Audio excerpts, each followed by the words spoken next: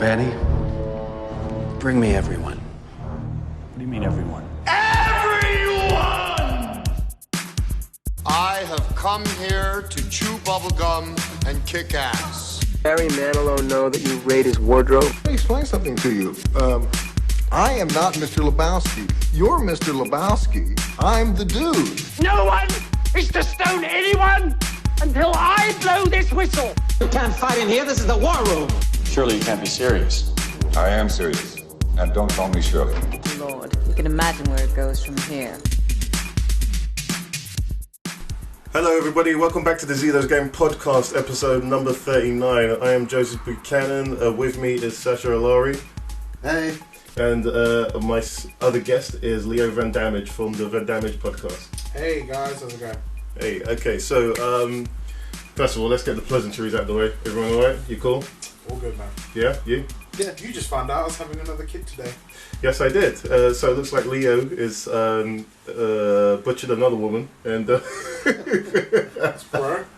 I'm joking, man. Thanks, man. Leo's going to be another father. He's going to be a father. You're another father. The father. He's going to be the Second OG. Father. He's going to be the OG father. Yeah. Another girl has tricked me into her loins. No, it's all good. Yeah, no, it's alright. Find out tomorrow, actually, whether it's a boy or a girl. Oh, dude, yeah, you're going to find out the sex tomorrow. So yeah, good luck. Whether or not I'm in for a lot of kicking my son's ass, or like if he's a son, kicking his ass for all the mistakes he's inevitably going to make. Yeah. Or whether it's a girl and I'm going to be kicking a lot of people's asses. Yeah. I guess either way. Either way, foots to asses. Yeah, foots to ass, boots to asses. I can't say much about myself this week other than that I repaired my PC from absolute death. And that's why you should always have a PC and a Mac. I'd rather go PC, but yeah, who am I to argue?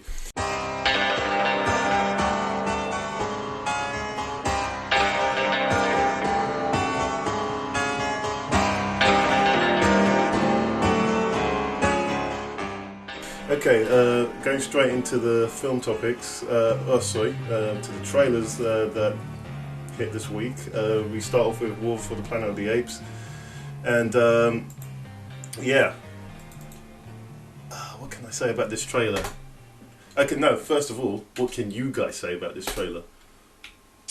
I think, so when we I think we did we talk about the pre-watchings? Are we allowed? Pre-watch. I've seen this before anyway. Yeah. I mean, yeah, it looks so good. I love the other two. Just looking like here, the orangutan. Is that an orangutan? Yeah. Yeah. Hope so. Like the hair on that, like it just looks legit, really good. Yeah. Like it looks fantastic. Obviously, you can see like there's some sort of camaraderie between humans. She doesn't look like she's been captured. Yeah. He looks like he's like, yeah, let's go get a bite to eat. Yeah, it looks like that. Caesar doesn't look the fact that he has to kind of go with it. Yeah, he's pissed. Yeah. I like Caesar. Who does Caesar's voice? Is anyone else? Andy Serkis.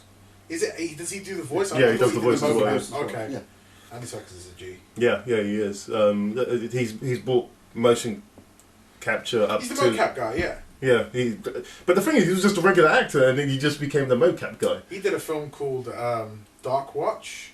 Dark Watch. Oh yeah, the zombie. No, it's not yeah, zombie well, film. yeah, kind of. Yeah. It's like a World War One movie. Yeah. In the trenches. Yeah. And he's a fucking badass in that movie. He's a lunatic in that film.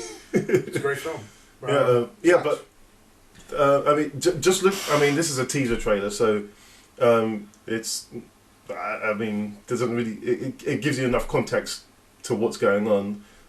It's coming up to that point where it's humans versus ape. It's the end game for either one, and if this is going by the Charlton Heston movies, we know what's going to happen. Yeah. But essentially, there seems to be this two bit factions. here, very Third Reichish. Yeah, big time. But it's such a good good shot. Yeah. Yeah, that's very Third Reichish right there. Like you'd expecting him to come out with some. Yeah, and the way the the cameras, everyone's looking up to him. The camera's looking down up to down up to him. So he's the Woody Harrelson is so underrated as an actor. Like, you think so? I think his diversity is so underrated. Mm-hmm. Yeah. Like, people are very much like, oh, Woody Harrelson plays a really funny guy. Like, his character is like, he's a badass funny guy in Zombieland. Yeah. He's a funny guy in What Man Can Jump. He's slightly serious but still comedic relief in the fucking Hunger Game films. Oh yeah, right? That's right, yeah. But like, you forget, like, he has the ability to be a fucking G of an actor. Yeah. Just watch Natural Born Killers. Oh yeah, like, yeah. You forget, like, oh, he can do this shit, and he's an awesome guy. Like, I love him as an actor. Yeah. I've always ever since White Man Can't Jump, like, when I was a kid. To be honest, since Cheers. I forgot he was in Cheers, right? Yeah, he plays like the slightly stupid character. Yeah, the dim-witted character. Yeah, but and I love that they call him Woody and that. Like, yeah. That's brilliant. The laziness of the like, oh, just fuck it, his name's Sam, whatever. But yeah, I mean, just everything about this film, it does. Obviously, there's some history there. Maybe he had a kid that was killed, like Woody Harrelson's character had a kid you see the killed. picture. Yeah, you saw the picture. But I think the interesting thing is there's obviously like a faction of humans that are fighting with the apes. Yeah. Which I think, if you want to just you pause it when it comes across. But what was the there. So you got the gorilla. Yeah. So I was gonna say, what was it? Was it a gorilla? Yeah. It was a silverback. It's a silverback. Definitely a silverback. And he's feeding the bullets into the turret, and then they're like shooting other humans, right? So there's obviously some sort of like there's two factions. War. Yeah, it's like a civil war. I don't know, dude. I'm looking forward to it. Yeah, personally, I think it's gonna be good fun. Sach, you haven't said much. Yeah, I think Leo more or less took charge on that one. I mean, the CG. What do you think about this trailer? Do you like the trailer? To be honest, I think the trailer does what it says on the box. Really, I mean, like, this is a teaser trailer. Yeah, as well. it does what it says on the box. A teaser? I mean, like, it's a teaser. Oh right, shit. Yeah, I mean, like, it's just showing where the last one was headed to. The actual war is here now. Mm-hmm. CG looks great. It's Matt Reeves doing this, isn't it? Reeves, so he's back. They haven't changed the director. Did he do the previous? Yeah, he did. No, he did the previous one. I thought he did the first one as well. No, the first one was by the guy that did The Gambler. And I did not know that. I've forgotten the guy's name now. That was a good film. Yeah, in itself as the well. Gambler, the Mark Wahlberg Gambler, because there's quite a few. I think we gamblers. saw that in a cinema. Yeah, Me and you. But he something White, I think his name was. I can't remember his name, but Rupert White. Rupert Wyatt. That's the one. Him. He got replaced for Matt Reeves for the second film. Matt Reeves is stuck on board for this one. This is Cloverfield. Let me in, Matt Reeves. Mm-hmm. Yeah. So yeah, but yeah, it looks good. Yeah. I can't wait. I've enjoyed the other ones so far, and yeah, it's a pretty solid. It's coming kind of trailer. You know what I mean? Yeah. Like that. I don't. There's no money shot in it just yet. It's just kind of like we're back. There doesn't need to be a money shot. That is true. To be honest. Can I ask you a question? So, is this planned a trilogy, or is it just going to keep going and going and going? You know what? They can keep going. I mean, like, look at it. I mean, like, the main character is a CGI ape. Mm-hmm. You know what I mean? Like, fair enough, like, with the first movie, it was more centered on James Franco and his family, and the ape, the ape was still the main character, But from the second movie, they changed it up. You see it from Caesar's perspective, and that movie had a lot of CGI in it with mocap creatures. You had him, you had Toby Kebbell playing off against each other as Scar. It was a fantastic. Koba, right? Koba, that's it. That second movie was fantastic, and it's a movie like that makes me just go, yo, Paramount, what the fuck, guys? We just want to see Transformers and not humans. You know what I mean? Like this thing. The relevant humans like Spike. Yeah. Of course. But do you know what I mean? Like the other question. The monkey characters. The monkeys are the stars of the show here, and they can make, because of that, they can keep going with this franchise. Do you think they'll ever remake Planet of the Apes? Like, I don't think they will. Do you think no, because Matt Reeves has said that this is a kind of. reimagining. No, not even a reimagining, because they reference the original Planet of the Apes in the first film. One, yeah. And so it's like the. How do they do that? So basically, at the end of Planet of the Apes, you see the ship with Charlton Heston going off. Right. Okay. And then you watch the Charlton Heston one. That's the Planet of the Apes. Okay. And so I don't think they'll I can't say that. Could you imagine that they say they make like 3 or 4 more of these films, right? Mm-hmm. And then they release like the fuck, I don't know, quadrilogy box set, whatever the fuck it is. Like they release a whole box set, and the final film is like a remastered version of Tim Burton's. They already remade No, Tim Burton's. Yeah, oh my god. They already. I was gonna say they already remade the Charlton Heston one with Marky Mark, man. But they released the Marky Mark one. It's like this is the finale. Yeah, I don't think they're gonna revisit that ever again, to be honest, especially at the moment with how well these films have been received at the moment. I mean, like, you've got like, how many years is it that like, was it that Heston moved forward, like a couple of thousand? Yeah, quite well, there you go. Quite a few You've hundred. Got 1,000 years of storytelling in different but the thing is, it will lose its gravitas once this war's over. What story do you tell? That is true, but then that's where the script writers come up and give us a good, maybe like a civil war between them. Yeah, like the way humans, the way like Europeans were in the Americas. Right. Yeah. Actually, that could work. Actually. So like you could basically tell like the way America was between the not the Union and the Confederates and the the British and the traitors, which is what we'll fucking call them. The traitors and the British, you could tell that story. There we go. I mean and you go from there, I guess, and use your modern day weapons. I guess. Who knows? I don't know. I'm just spitballing. Hollywood, obviously. Listening. Of course, Leo would take a cut. Yeah, for sure. Yeah, right? Fly me out. It's my first class. It's fine. Yeah. Yeah. Okay, well, on to the next film, which is Baywatch. And I, for one... Okay, let's not... Enough of that. Let's pipe down. What happened there? I don't know. I just don't like Baywatch. I hate that song. Why do you... okay. Before we go... I mean, let this play, because we've all seen this. Yeah, I let it play in the background. Oh, okay. So, like, why do you hate Baywatch? Like, what is it? Essentially, I just never found it interesting. It didn't. Just because you don't find something interesting, you should hate it. Like. No. It's just I've watched episodes of it as nothing. It's easy watching. It's 90s TV, man. It's easy watching. Sure. I get that, and I know it's got a following. Fair enough. You didn't like. I hate the theme tune. I hate the fact that David Hasselhoff sings in it all the time. I hate the fact that I watched it because. The reason why aware that David Hasselhoff was there when the Berlin Wall went down, so watch your words. I don't give a damn. He sang when the wall went down. Come on now. Sure. Okay, all right. You don't like it. No. I wanted to finish. He should be allowed to say why he doesn't like it because I'm about to rip him apart by saying this is an amazing trailer. No. I like the trailer. He hasn't spoken about the trailer. No, anyway, you don't like the concept of Baywatch, right? What did you think of the trailer, Jack? The trailer's funny, and that's the only way it could go. Yeah. Because the show is corny as hell. Yeah. And so the film has to make fun of itself. The fact that the end bit of this when it's like they're basically saying like, could you lifeguards stop taking yourself seriously? Because whatever the fuck this is not a thing. Yeah. You're lifeguards. Yeah. Like understand. That's all you do. Lifeguard pursuit. Yeah, and like the show did. You know, the dark turn that show went down. It went to Baywatch Nights or something. Yeah, Baywatch Nights, where like Hasselhoff and some other dude. Like they used to solve mysteries. Some other black dude. Why's he got to be black, Leo? Because he fucking was. All right. Yeah. I'm not being racist. I'm just saying.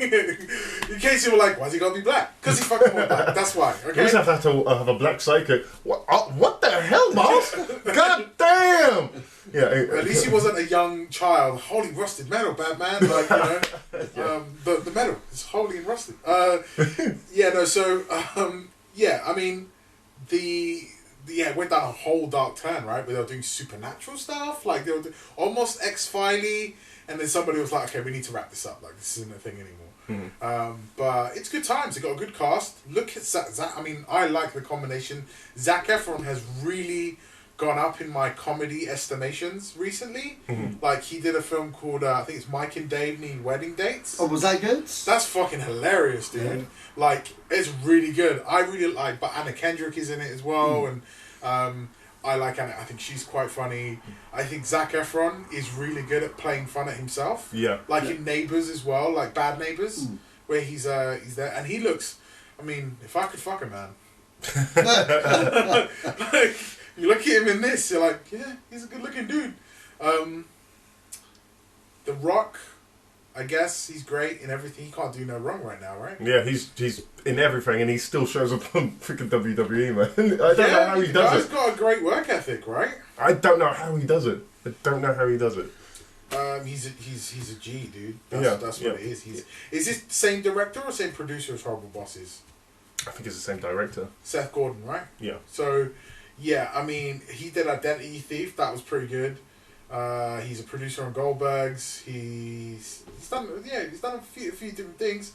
I'm down with this, man. Yeah, the trailer looks good. The trailer looks great. Yeah, I looks love great. these. There's little bits in there like remind me of maybe a film called The Losers. I love how they make fun of the slow motion. Like, oh, are you the only person that knows? Like, you're the one that's noticed it. It looks like it's going to be a barrel of laughs. It's good. Was it coming out summer? Yeah, next summer. Yeah. Summer blockbuster. It will make the money back. It will make bank, and they'll make a sequel, just like they did with 22 Jump Street. Yeah. They'll make a sequel like this. It'll make a lot of money. It'll be really funny. Like, I can't see this not being a good film. Because Zac Efron's fucking hilarious. Yeah. This is great. What do you mean? You can't say that. You're just talented. You're just talented. Ultimately, I've got no problem with this incarnation of Baywatch. I have no problem. Here's my issues. Who the hell is this bitch on the right? I don't know. She's been in other things. I don't know. I have seen her in other films. I don't really know who she is. Hold on, I'm gonna check. I'm just gonna bring her Girl up. number 52. Her name is, and you know what? She's not even according to. According to I could be wrong. IMDb. Yeah, according to IMDb, she's not top. She's top billed. Apparently, according to IMDb, like her name comes first, but I think they're just going alphabetically. Oh, right. Because her name's Alexandra Daddario. Then you got Dwayne Johnson, right, Priyanka Chopra, and Zac Efron. So, she's been in. I've seen her in stuff. She's in Percy Jackson. She's in San Andreas as well, which is why he's worked with her before. Right. So he was her daughter. Was it his daughter? Not sure. In there? Okay, but yeah. Texas Chainsaw Massacre. She's done a few little bits. Okay. Yeah, I mean, I do know the one thing about her I've always noticed is that her eyes are really striking. Like they don't match her face.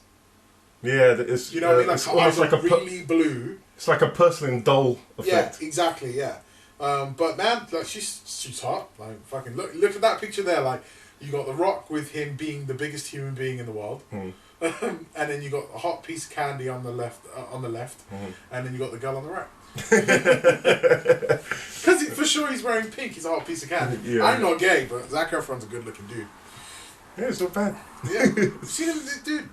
They made a whole big fuss about what he looked like in this, because he's like super ripped out. Super fit. Yeah. It's all that rock training, isn't it? Exactly. So, what do you think? Mate, this is exactly what I want out of a Baywatch movie. Turn it into an R-rated comedy. Boom. Done. I don't think it'll be R-rated, will it? Yeah, it's R-rated. Yeah, Oh, it's going to be awesome, man. I mean, like, you've got The Rock, who can do no wrong. You've got Zac Efron, great cast. You got a cameo by Pamela Anderson and the Hoff in there as well. Oh, is the Hoff in this? Yeah, he's in this. Well, of course he is. He's the show creator. He's a producer. So I didn't know that. Yeah. So I mean, like. Could you imagine the pitching meeting of like when originally he's like, okay guys, I got this show. It's about lifeguards. And they're like, oh, and he goes like, oh, you guys know who Pamela Anderson is? And they're like, okay, I'm in. you had me losing it there, but I'm back in now. Like you got my interest. Like Pamela Anderson, slow motion. That's what I'm gonna say. Running. That's it. She wasn't in season 1 though. Huh? She wasn't in the original. Yeah, but was she not? No. Dude, I don't fucking. She showed up till season 4, man. I didn't. You know way too much. I do. Let's move on. Okay, you done with? I'm done. I'm done. Okay, on to the When he starts quoting seasons, we're all done. We're on to the terrible... Season 5 of Transformers. We're on to the terrible Transformers trailer. So that's my review of it. What do you think of this? I think this is going to be the greatest film of the year. Sarcasm. It'll make the most money. It'll make the most money. Oh, I don't know. There are some heavy hitters. Here's a question, right? Okay, so people are horseback riding. When are we going to get past the... Here's some more stuff involving robots that we never talked about and addressed in the past that we keep bringing up conveniently for a new movie. Mm-hmm. Like, do you get what I'm saying? Yeah.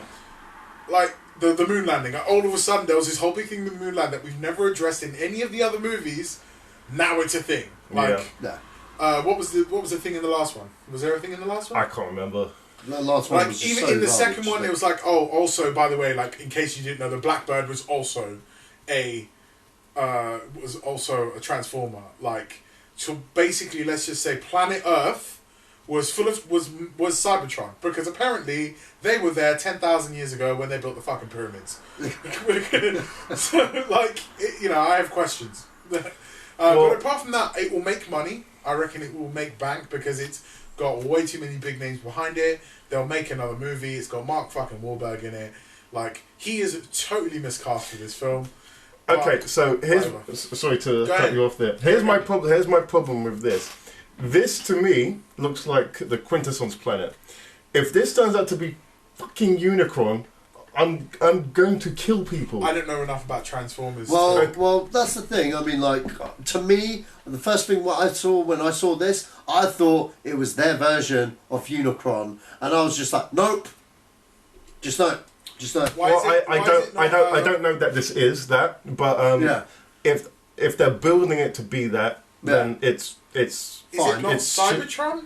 No. So in the original cartoon, the Quintessence planet looked like this. Is a planet split in half.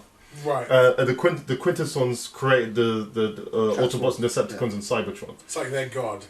Essentially, yeah. Right. They're in the movie.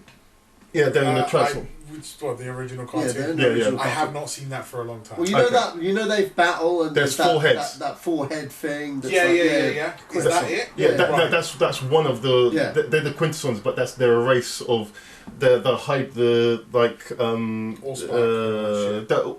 what the alien is. Fucking hell, biomechanical. Entities. Right. Okay. And so, they created these droids called the Transformers to do tasks for them. Essentially, they created life to go. You need to go do this. You go do this. Because they're fucking lazy. And just like we do with remote control. Hoovers. Yeah, essentially. Yeah, those little Hoovers that walk around and drive while we're at work all day. And then they got into intergalactic war with another race, and so they created battle robots, which are the Decepticons, and they all resided these things on the same planet, and because they're sentient they said, well, we own you now because you don't really it's the Decepticons to the Autobots. You don't do anything but maintain stuff. So yeah, we own you now, and that's where the war started. So explain like primes. Okay, so primes were supposed to be these entities that the Quintessons built again that governed over these things, but again because they're sentient, they did what the hell they wanted. Right. Because I swear, you're talking about the Fallen now. No, not just the Fallen. Because that's what I'm talking about. Right now, because I'm going off. This is how a long time ago I saw that Transformers film. Doesn't Optimus die and he makes somebody else a prime in the cartoon? Like, he gets killed right at the beginning, right? That's a grey area. And he gives his power to another Autobot, who then takes over the team. Because what that was supposed to be was they were trying to introduce. I remember this. This is how sad I am. They were trying to introduce a new toy line. You're talking about the Headmasters. Huh? I think you're talking about the Headmasters. I don't know. No, not a new toy line. They were trying to introduce a new line of Autobots. Yeah, with Ultra Magnus and shit. Yeah, that's it. And so I always wanted to see Ultra Magnus. So when they killed Optimus, that was their way of saying, like, we are done with the Optimus Prime era of Transformers. We're going to introduce a new line of Transformers because Hasbro want to make more fucking money. I believe that came after the movie. And because the movie makes, if you watch that film out of context, it makes no fucking sense. Yeah, like, of course, you have to watch the TV original, shows, which I did as a kid. Yeah. So when I watched that, I was like, oh, yeah, I get it. But, like, if you're a parent, you have no fucking clue. Oh, yeah, of course, yeah. Like, you have even less of a clue because you're like, this really doesn't make sense. Yeah. Because you have to watch all the rest of it. Yeah. But again, it's been a really long time. I don't know, not really into Transformers. Like, I watched it here and then and watched the film when I was a kid, but you obviously seem to know way more than I do. Yeah, because as a kid, I watched everything. Right. And even past the movie. When it came... when the whole thing would, because it was off TV when around, I think at the time around Mortal Kombat came out, so we can't show these cartoons on TV anymore, and so they took it off TV and it went to Sky, and then I saw it in dribs and drabs, but I managed to see all of it, and the last season is deep. The guys who wrote the movie wrote the last season, and the movie to a young kid, when you see your favorite Transformer being killed off in the first 10 minutes of the animated show, and the way he's killed off, it's quite brutal. Who gets shot in the face? Ironhide. Ironhide gets shot in the face, right? Yeah. Fucking Megatron stands on his chest and shoots him in the face. Yep. Right. Okay, I remember that vividly. Yeah. And this is what I mean. That movie.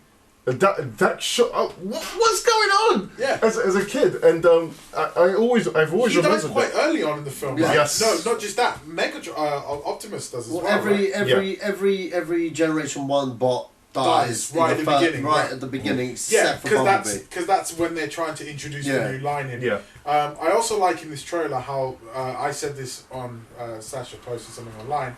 And I said I love how how Bumblebee's fighting the amphibious Metal Gear from Guns of the Patriots, because that's what he's doing. Yeah. He's fighting Metal Gear. Yeah, well, I guess Michael Bay saw something. Hey, this game, I'm gonna borrow that and fuck it. Let's just throw Ed 209 in there and have some fun. Like, I don't know. Okay, well, yeah. Go back to my what I was originally saying. I think this is the Quintessence planet. So what's it? Quintesson is what they call it. Yeah, Quintesson. I need to rewatch this shit. I don't think it's necessary. Just go to Reddit. Oh, sorry, not Reddit. Wikipedia. Put in Quintesson, you'll get the drift of what that is. Right. What do they do? They just apart from make shit. They just stand by and watch their creation. They're just. It's like in Prometheus. Why the hell did in Prometheus? Why did they do any of that stuff? They're creating life because they're creators, right? Yeah. Okay. Yeah. They're like engineers, so to speak. Okay. So some of them are good, some of them are evil, or just have a different point of view. I have to see a sequel to that movie. If I don't, I'm gonna die. What movie? Fucking Prometheus. Yeah, there is Alien Covenant. I have to. No, it's not. There is it. Yes. Yeah. Alien Covenant. Is Alien Covenant? Alien Covenant is straight off Prometheus. It's set 10 years after Prometheus. I have to see it. If I don't see it, I'm gonna die. I need answers. Like I genuinely. And the trailer is supposed to be either dropping this week. It's already been shown on Friday to an audience. So we're talking about this during the podcast. Yeah, I know. Yeah. Okay, so back to Transformers anyway. I don't like it. Okay, I get it. Satch? Yeah, I couldn't give it. Like what's going on with Mark Wahlberg? I thought it was a Western there. Damn. It's good to see that they got, like, what's his name? Fucking Josh Duhamel's back. I don't care. I didn't even know that John Goodman was doing... I do like that they filmed it in London. Park in London. Yeah. I'm like, hey, so me and Mark Wahlberg were in the same place probably at some point. But, you know what? One thing I didn't know, Frank Walker... Yeah. Is it Frank Walker? Yeah. He's been voicing Megatron, right? No, it was what's his name that voiced Megatron? No, it was Hugo Weaving, but Frank Walker's voicing Megatron in this one. Fantastic! That's the best news I've heard. Because Michael Bay and Hugo Weaving said something a while back how these films are beneath him, and blah blah blah. Michael Bay was like, "Well, you're an actor. You get paid to do a job. You're no different than a plumber. If you don't like your job, fuck you, you're fired." Fair enough. That's what Michael Bay said. Yeah. More or less. When Michael, he can fucking say that though. Yeah. Oh yeah. Regardless of the quality of his movies. Yeah. Like he's fucking Michael Bay. Yeah. Like he's like, hey, whatever. I don't give a shit. He's like, if you don't want to be here, and this stuff is beneath you, you're gone. I'll get someone cheaper and better, and who people actually want. Well, I wanted Franco from the beginning. Oh yeah, of course. And I don't know why they didn't do that. Well, he's Megatron again. Yeah, well, that's the only plus side. If Megatron looks like Megatron this time around, then that's the only saving grace I could see about this film. But other than that, the filming of it, it looks great. It looks nice. It looks very nice. I mean, okay, all right. I mean, like, you know what? I mean, Michael Bay does what Michael Bay does. You know what I mean? Like, he does great action set pieces and stuff. Could you get to the credits where it's got who it's written by? Because this is what I need to address. Oh, there's no. No, there is. Carry on. Keep going. There we go. Stop. Right, the writer's room. Okay, we have that Mr. Goldsmith. Akiva Goldsmith. Mr. Batman and Robin himself writing the story. The screenplay by the Iron Man 1 team. Okay, you know what? I'm not really liking Mr. Batman and Robin doing the story, but you know what? Iron Man 1 team. That doesn't mean bunch fuck of Marvel all. writers. My criticism Doesn't mean fuck all. Well, maybe not to you, but to me. It doesn't mean fuck all. No. That's great. That's your opinion. Okay, that's your opinion. Let me at least say my opinion. Okay. Can I just interject before you go forward? Hold on. He also wrote A Time to Kill, which is a fucking badass movie. Oh yeah, that is. And A Beautiful Mind. Oh yeah, definitely. Okay, so let's just people make mistakes, but go ahead. People make mistakes. You were saying, go ahead. I'm not gonna. This is a guy that clearly look at his other stuff that are bigger budgeted, popcorn flicks or whatnot. The Client is not a big budgeted movie, and that's a great fucking film. Batman and Robin is. I know, but okay, so is Batman Forever. All right. Yeah. Okay. This guy doesn't know, fair enough. It's an original screenplay that he's writing. I'm all for. He's got the Oscars to prove it. Okay, but this is an old dude that doesn't read comic books and isn't part of that culture. Okay, that clearly doesn't know or research his source material. Just saying. You know what I mean? He's given the keys to Transformers. I don't trust that dude. Alright? The other two dudes, I do. Now, Ethan Kruger's written the past 3 bullshit ones, okay? My problem with the Transformers movies is the stories and the scripts have never been good, okay? That's where it's lacking. If the script ain't good, the story ain't good, who gives a shit? You know what I mean? You know what I mean? That's the problem with these films. We've got this writer's room team that Paramount put into play to counteract the MCU shit that Marvel are doing, okay? That's the whole point that they're trying to make these movies on. Now, we'll just have to wait and see what these guys cook up, because, look, you can blame Bay to death. Bay's here to stay. I'm not blaming Bay for anything. I'm just saying it, alright? Because people do blame Bay. I know you don't, but people do blame Bay. But Bay's here to stay. Hasbro suck his dick. Fucking Paramount suck his dick. You know what I mean? They don't want to lose Michael Bay. And second of all, plus the other thing is with with Michael Bay, it's kind of like, you know what I mean? They don't want to lose him. But this screenwriting team, let's see what they got. You know what I mean? The trailer to me, but at this point with the past 3 movies, white noise. You know what I mean? Because complete white noise, because the last one was fucking shit. The previous one was fucking shit. And Transformers 2 was fucking shit. You know what I mean? Like, you know what? I give a concession to Dark Side of the Moon because it had some standout moments in the action and stuff, and it was okay. But that last movie was just as bad as number 2. That last movie was what the hell did they do to Galvatron in that? That made no sense. I've blocked that movie from my mind. So the only thing I can remember was Optimus Prime riding on Grimlock. Yeah, and anyway, we'll see. Anyway, I'm done. Okay, on to the next trailer, which is a good one to finish on, is a Spider-Man Homecoming.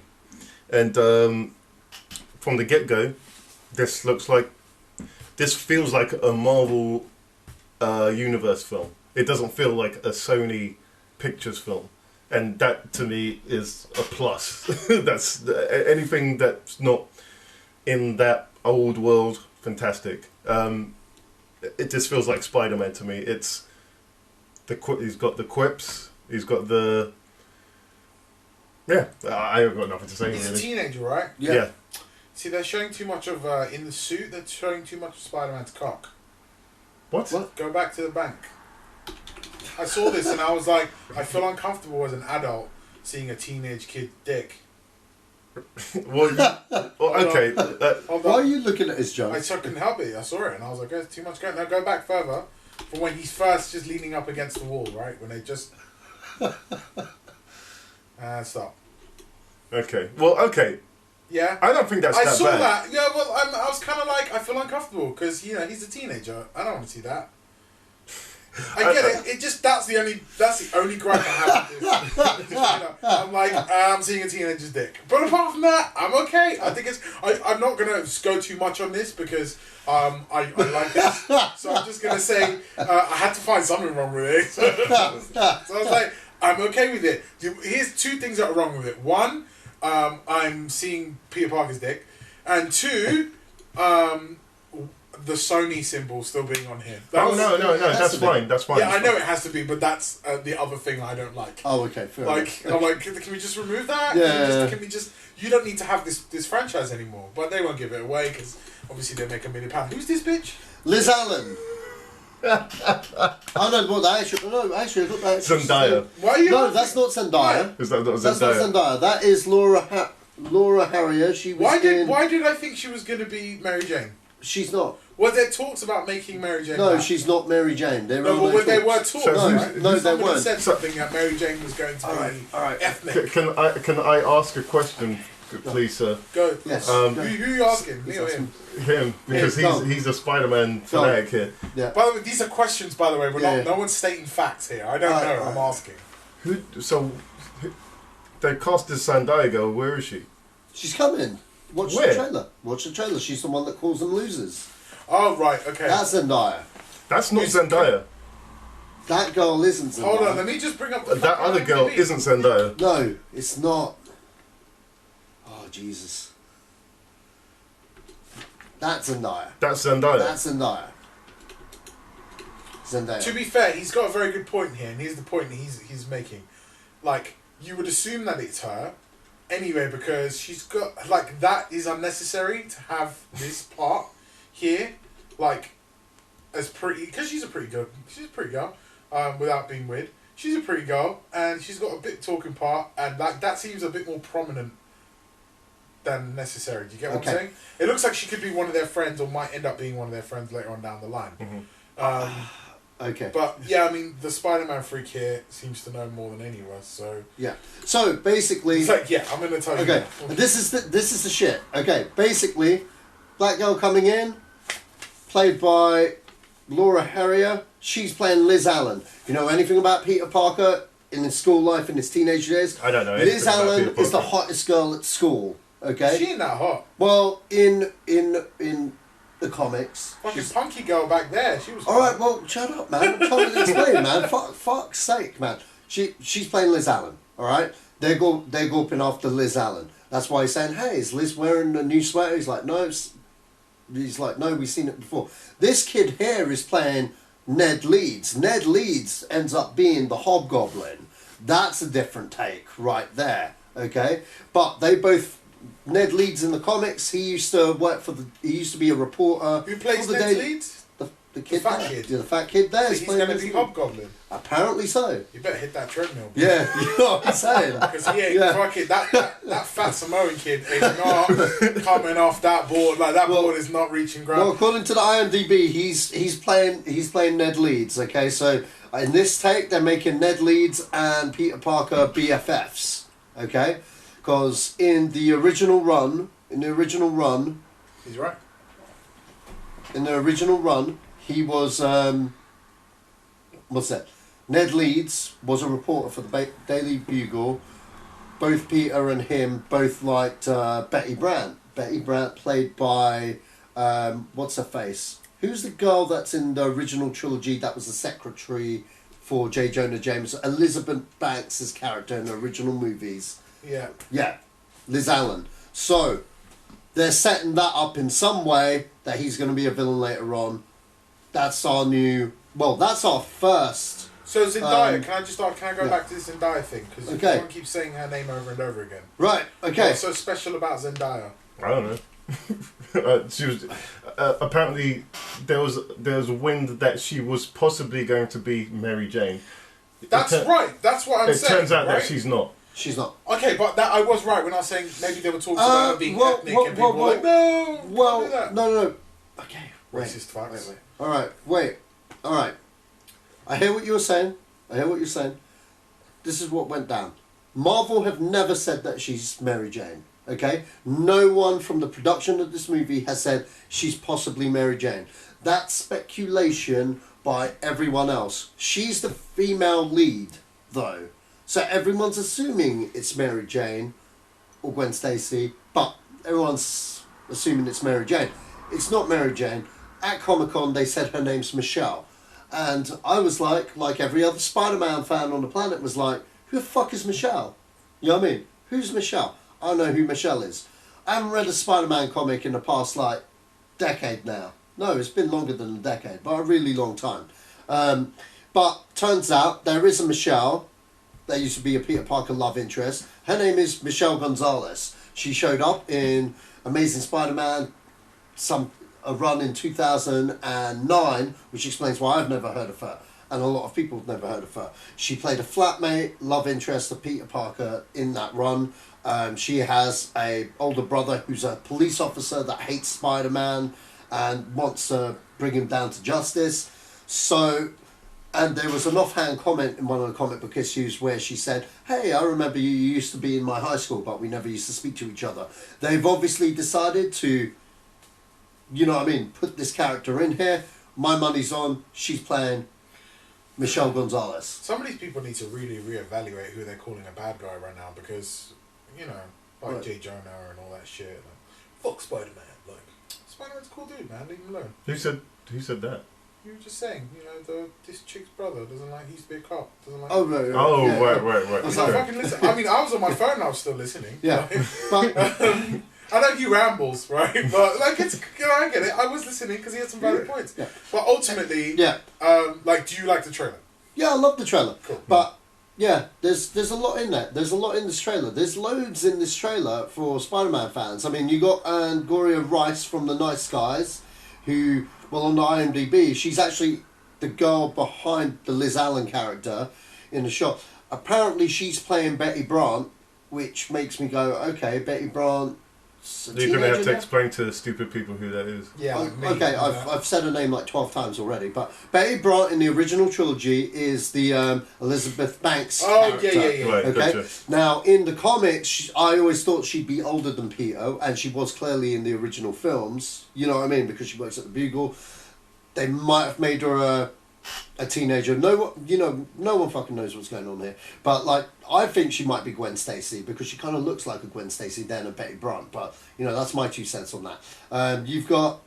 I see you got Shocker in there because Buchanan Woodline, who's a TV actor who's in The Rock. He's cast as a Shocker. He's actually there, clearly holding that kind of gun thing for the safe. Kind of thing that the robbers are trying to break into or something. There's a shot with him. He's the Shocker. You've got Michael Keaton playing the Vulture, and I'm sorry, he's the baddest ass thing in this trailer. I actually believe that this fucking Vulture is going to murder Spider-Man. Yeah, that is that line that he said. Yeah, exactly. And I'm just like, I believe you. Yeah, I've never been interested in the Vulture until Michael Keaton spoke and said he's going to murder people's families. Yeah. And that looks fucking terrifying. And I like in one of the trailers you've got he's wearing a leather jacket with a fref, or what they call it, what is this? Yeah, I know what you're talking about with that. But it looks like feathers. You know what I mean? Like the Vulture. And I completely buy this redesign and everything. Yeah, they've gone the Christopher Nolan route with it, where with the cat ears and the And I totally love that. So you got Peter Parker's got a best friend now in Ned Leeds. That's going to be very interesting and an original take there, because Peter's never really had a best friend unless it's like Mary Jane, you know what I mean, or Gwen Stacy, but no one really knew his secret. So that's new and fresh. That's going to be completely different. Other thing that's new and fresh is the Washington setting. I mean, you've clearly got the Washington Monument there for some kind of set piece. Spider-Man's always been famous for fighting in New York. Obviously, it looks like he's going to be fighting in both places. I find that very interesting for a set piece, because I was just like, what's the Washington Monument doing there? That's intriguing to me a little bit. Also, you know, you've got you've got that little button. Sorry, I'm geeking out here. He's like, basically, he presses the spider symbol on his outfit, and it like pops. The suit pops off. That's new. That I've never seen that before. Right, okay. So that you know, little things like that. I was just like, okay. And more importantly, they've got the Steve Ditko web wings.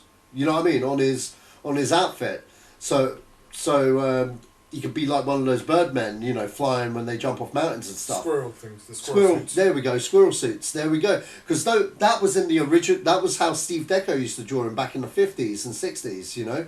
So the front cover of Amazing Stories.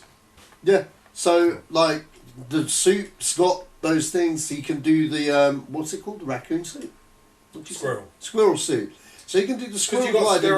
There are these squirrels that exist in real life. Yeah. That can do that. Oh, okay. They glide, and so they've now made like parachute squirrel suits that can do that. Right. Okay. I see. And then that's the iconic thing. Like, when does this happen? Does this happen at the end, or does this? Nah, I don't think this happens at the end. Yeah. I reckon this happens at the beginning. Then this is like intro into like, let me give you a schooling on how to be a superhero, and then we'll go from there. Yeah, I mean that end shot with Iron Man, that's the seller. I mean, like this trailer needed to tell all the non-Spider-Man heads, look, this is the Marvel version. Did you notice? Did you notice that he's wearing a non-Spider-Man suit when he's fighting Shocker?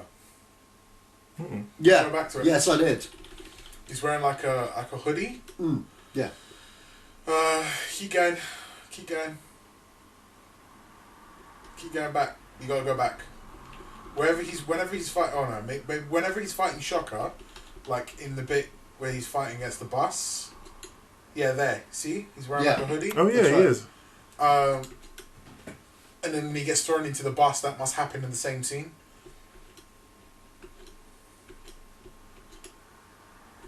Marissa Tomei. There.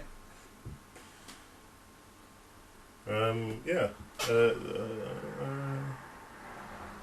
But anyway, which leads me to believe that at some point in this, he is told, listen, let the adults deal with this. You know when he was like, there are people that deal with this sort of thing, right? And they're like, okay, listen, we're going to take... Look, see? He's wearing like an old suit there. So they're like, no, we're not doing this anymore. You're going to go back to being a normal kid until we deal with it. And he's like, no, I can deal with it. And then he probably goes up against him in his normal suit. See? Yeah. This is completely shot out. They've put the shots out of context. So, or this is like maybe Shocker comes into it. Yeah, you're right. That's a hooded suit. Yeah, or maybe Shocker comes into it after, like maybe Shocker comes into it, like maybe shows up at the beginning of the movie, and he's like, this is Spider-Man's first, like when he was first being Spider-Man, because you know he had a suit like this before he had a proper suit. Yeah, that's right. So maybe this is like the origin story of how he got his powers, like not an origin story, but maybe like an intro to what he was like before he met Tony, and then that he was getting his ass kicked all the time, like, and he was very sloppy until he met Tony, who gave him all the shit, and now he's got that great gear. So it could be one of two things, basically. So who knows? I don't know, but it looks like he fights the Vulture at some point. Yeah. Like in that suit, so I could be wrong. I don't know, we'll see. It looks like a good fucking movie. Michael Keaton, you're right, is a G. Michael Keaton's been boss from day dot, man. Yeah. Like, I don't care what anybody says, like white noise and all that shit. Like, Michael Keaton is boss. Michael Keaton was boss from fucking Tim Burton's Batman. Like, that's it. That's what you need to know. Like, from, like, no dip.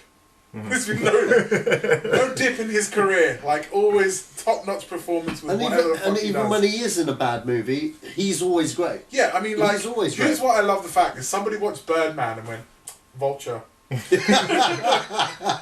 the guy. Yeah. That's the guy we're going to pick. You know what, though? Kudos Look at the smile. Yeah. What's up? If you ever want to know how great of an actor that he is and how he can go from 0 to 100, just watch Batman when he grabs the... when You want to get nuts? That's it. Come on! That's the scene. You want to see how fucking crazy Batman can go? Like, that's not Bruce Wayne. That's Michael Keaton. Yeah. That's Michael Keaton on cocaine. Right there and then. Like, let's do this thing. It's been a long time since he's played a villain. I'm thinking Desperate Measures. Is Beetlejuice a villain? Yeah. No, maybe. Yeah, I don't know. Beetlejuice? Did you see a villain? No. Well, he kind of tries to drug Winona Ryder and marry her without her permission. Yeah, so that seems pretty rapey to me, and in my book, rapey's not good. So, like, I was always like, just to give an example, I was always still kind of like afraid of Pepe Le Pew, and he was pretty rapey too, you know. And that female, she's like, please get away from me, and he's like, no, come here right now, like I'm gonna force you. Fuck shit. Anyway, beside the point, it's going to be a good film. Satch, are you done with your analysis? Yeah, I'm done, man. I don't think you can call that an analysis. I think it's fucking CSI in-depth breakdown.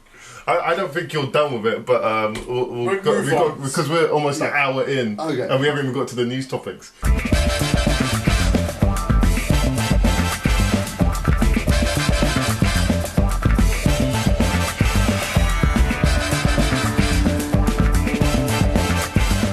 Okay, so Arnold Schwarzenegger and Jackie Chan are in a film together, and it's I believe it's a Russian fantasy film with Chinese money.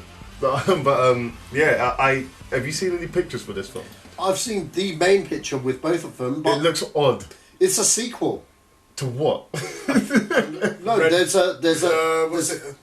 What's that film called where he did with the Belushi?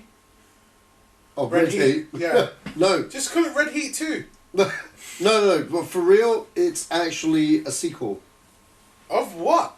Of whatever the fuck the movie's called. Joe never said the movie title, so... There's no movie title. There is a movie title. Oh, you know more than I do then, because the news site I got it from had no movie title for it. You had one job, you're the host, Joe. Yeah, how do you know this? No, I did my research on the sites that I know that don't only report. That's why you go IMDb. Dude, if I pull my phone out and find this on the IMDb, I'm going to be so disappointed with you right now. I'm on IMDb, Arnold Schwarzenegger. Yeah, folks, they're just looking on their... I'm not looking, Oh, okay. One of us is looking. Some girl came up on my friends you might know. She looks pretty hot. Oh, okay. Fair enough. Who is this person? I have no idea. Or filmography. Yeah. Actor. I mean, no. I'm not going to add her. I've got a girlfriend. But I was like, hey, who's this person apparently I may know and I have 8 friends in common with? This just got very meta. I don't know what that means. What does that mean? We've gone into a deeper section of something that... Dude, I'm waiting for this guy to come up with answers. Apparently it was so easy, but apparently it's not. Anyway, so whilst he's doing that... Arnold Schwarzenegger's in this new film with Jackie Chan, and we haven't seen this pairing yet. It's got Charles Dance and Rutger Hauer in it as well. Rutger Hauer and Charles Dance? That's good. Anyway... oh my god! Oh, Last Action Hero 2. Yeah, I don't think this is that. No. Well, Charles Dance, right? I don't know. Yeah, I see where you're going with that. It's like, hold on a minute. Could this be Jack Sloan or whatever his name was in that film? I don't think so. Look, I mean, it's a weird pairing. It's different. It would have worked maybe 10 years ago. Yeah. But can I see the picture? Can you show me the picture of what the main picture is? I've got to find it. Hold on, folks. We're not having technical difficulties. We're just completely unprepared. Can you enlarge it? Do you have the ability to do that? Do that. No. Yeah. Well, that's just. Okay, so it's like a Knights Round Table thing going on here. It looks that way. Almost like maybe the Crusades, kind of. I don't know, like in that time era. Possibly. But either way, okay, it's called V2. VIY2. VIY2. I have no idea. Is this an actual film with Arnold Schwarzenegger starring in it, or is he or is he like throwing a cameo in there? No, they're both starring in this film. Like it's a full-on role. Yeah. Like okay. So it's V2. It's a sequel to a movie that came out in 2014. Can anyone tell me what V1 is about? Well, this is what I said. This site didn't give it a name because I'm guessing it doesn't have an official name. Yeah. Well, I mean, whatever it is, just because I'm going to help you move on. Please move my do. subject across. Whatever it is, it'll be interesting. Oh yeah, definitely. With Jackie Chan and Schwarzenegger, I've not seen that yet, so I'm fascinated. The best thing about it will be the lack of English, or the bastardization of the English language. Because Jackie can barely speak, and Arnold's just going to be like, oh.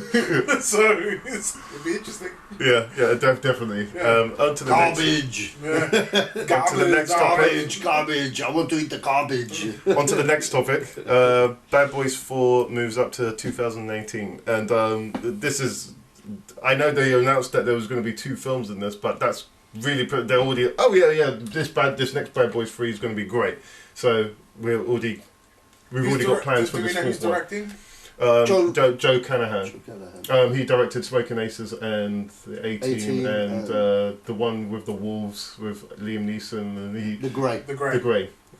I love The Grey. Okay, so I haven't seen it. I know how it ends. That's the problem. So I'm like, nah. No. Watch it, man. Good film. No, I know. Yeah, he like at the end. I know what happens after the credits. Have you seen Knock? You need to watch that too. When you go home tonight, watch Knock. Dude, I'm up at 4 a.m. I don't give a shit. You need to watch Knock. Knock's I would say one of the greatest films next to Bambi. I get it. It's good. It's a good film. All right, I get it. It's a really good film. Okay, anyway, so I don't know. Directing Bad Boys 3. Yeah, but I don't know if he's going to direct 4. But, I didn't like Smoking Aces. Okay. But I don't like what that fucking guy name? The guy who was he was in Sin City. The main dude in Smoking Aces.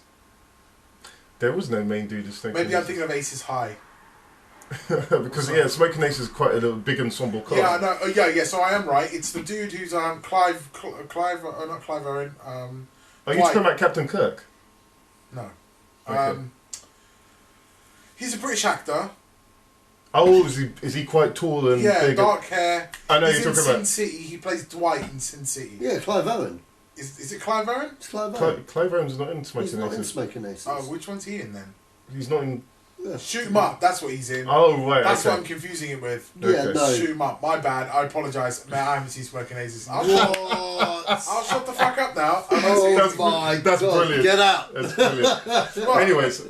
anyways, I wouldn't say Smoking Aces is an essential thing to watch, but yes. What's the reaction for? It's not apparently it's not a big thing. I ain't seen it on the top 10 lists. I've seen the top 10s of all time. That's not on there. So what the fuck is the problem? Just check it out. Just check it out. I'll check it out. Okay, let's bring it Narc and Smoking Aces. Okay. Narc is his. I would say is his best film. Right. It's a bold move though to like. I mean, they did it with Spider-Man. They're like, the fucking second Spider-Man movie is coming out in 2019. Like, we're doing this. We're going to talk about it now. Like May 19, right? But I can understand that. Yeah, because it's Spider-Man. They're both Sony, and so I mean, I've got that in the Sony schedule: Spider-Man: Homecoming sequel and Bad Boys, and so it's they put them both to 2019 for whatever reason I don't know. Can anyone smell a crossover? Because I can. No, that's not happening. Will Smith is now Spider-Man. There you go. Wow, that will piss off a lot of people. People will lose their minds. But yeah, considering what he's doing, what Canahan's doing with Bad Boys 3, and it looks like it's going in the more vein of what the first one was like. This Bad Boys 3's got multiple villains in it, and it looks like they're gonna be dealing with an older version of those two characters, and that's going to have a completely different dynamic. So let's hope Martin Lawrence has learned how to drive now. Did you ever see that outtake? Yeah, when he didn't crash it. He fucking broke Michael Bay's door on his.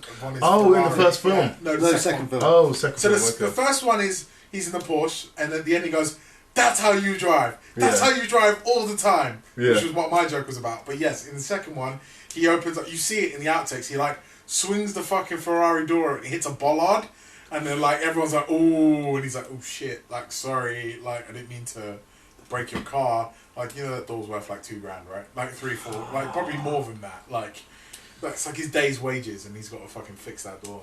Oh man, well, it's probably insured, to be fair. Like, I don't think it was that much of a problem. well, we'll see what his driving skills are like in part 3. Yeah, I mean, these films are being moved back by Sony. I don't know why, but they seem to have faith in the Bad Boys franchise again, and because they're moving into the same space that Spider-Man's in, so they clearly have faith in it. But I haven't really got more to say on that, so I'll move straight on to Spider-Man: Homecoming. Gets a July 2019 release. Spider-Man's detention. I do. Again, Sony have good faith in this. The trailer looks good. It's a bold move. It's a bold move, Carton. Let's see if it works out for them. Because it's like, you know, like you're setting a date in stone, like 2.5, maybe, whatever, 2 in a month, years prior to like your like, you know, your first one isn't come out yet. Like, that's a lot of balls. Well, yeah, but I'm guessing from the response of this trailer, there's a, do you know what? Let's do this. Let's do this, yeah. Go balls deep, yeah. Do you know what? There's a lot of confidence, and you know why? You know why I'm not worried? Because Robert Downey Jr.'s in it. No, Kevin Feige's got the shit covered. Seriously, even with this current movie, when they swooped in and did the deal, he already had 5 scripts ready. Because it's what Marvel does. Okay, they have a contingency plan for contingency. Yeah, exactly. Marvel are behind it, 100%. The only thing Sony are doing is distributing it. That is all they're doing. It's Marvel Studios Spider-Man. So of course there's a fucking sequel coming out 2 years afterwards. I just don't understand how anybody could fuck up a comic book movie nowadays. Like, Kevin Feige, like, I get that you're saying, like, oh yeah, no, he's like the master, and he for sure is the master. All you have to do is look at what DC's doing, and that's how you not do the superhero stuff. That's very true. Yeah, that's very true. That's very true. But that's because, like, directors are coming in with that fucking liberal arts attitude, and like, you don't need that shit. Like, you need somebody to be like, hey, you know what? The fucking script's already written, yeah? It's on paper and was printed 20 fucking years ago. It worked. Let's just follow that. Like, that's what Disney are doing. Like, yeah, they got a few bumps in the road, because they're like, okay, well, these rights belong to these people. Yeah, but there's not a lot of error. Do you get what I'm saying? Like, they trialed it once, like, okay, that didn't work. We trialed it 30 fucking years ago. We did the Fantastic Four once, and then we did it again, and it's like, man, made a bit of money. That was Fox. I know, but what I'm saying is, like, I'm just saying Marvel across the board. Like, I just use Fantastic Four as an example.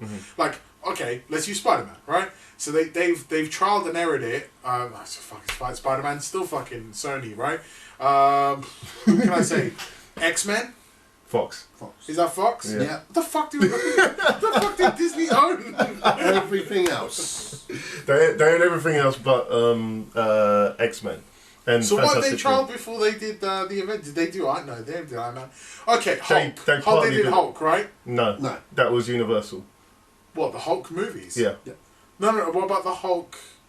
The Incredible Hulk. The Incredible Hulk will give you that. Yeah. That's part. It's still kind of Universal, but yeah. Yeah, that's why there's no fuck it. Do you know what? My point is not even valid anymore, I guess. I don't know. I'm man enough to say it. What I will say is this. Look, obviously, the information is there. The scripts are there. The money and the technology is now there to make that vision come alive. There is no need to fuck with it. Yeah. Okay? Let's be honest. Batman vs. Superman was fucked with. That's another subject. I won't go into it now. But it was fucked with. The source material was there. It was not followed. Yeah. Right? The source material was not followed. They like did a mishmash of loads of different shit, which is why it sucked. Right? Do you know what? I'm gonna say this one small thing. I don't actually have a problem with them doing Batman vs Superman, even the way it was. They should have done that like 6 films later, because one, they've not really established who Superman is or Clark Kent, and now Clark Kent's dead. Spoilers, he's dead. And you can't bring Clark Kent back. Just do Justice League War. If you've seen the animated DC film Justice League War, maybe tell me about that. Yeah. Right. If anybody just watches that and then you'll go, wow, that's what Superman Batman should have been, but just don't call it Superman v Batman. Call it fucking Justice League. Yeah. That should be your first Justice League movie. It introduces all the characters in nice, quickly, and not abruptly, and just finalises it all off.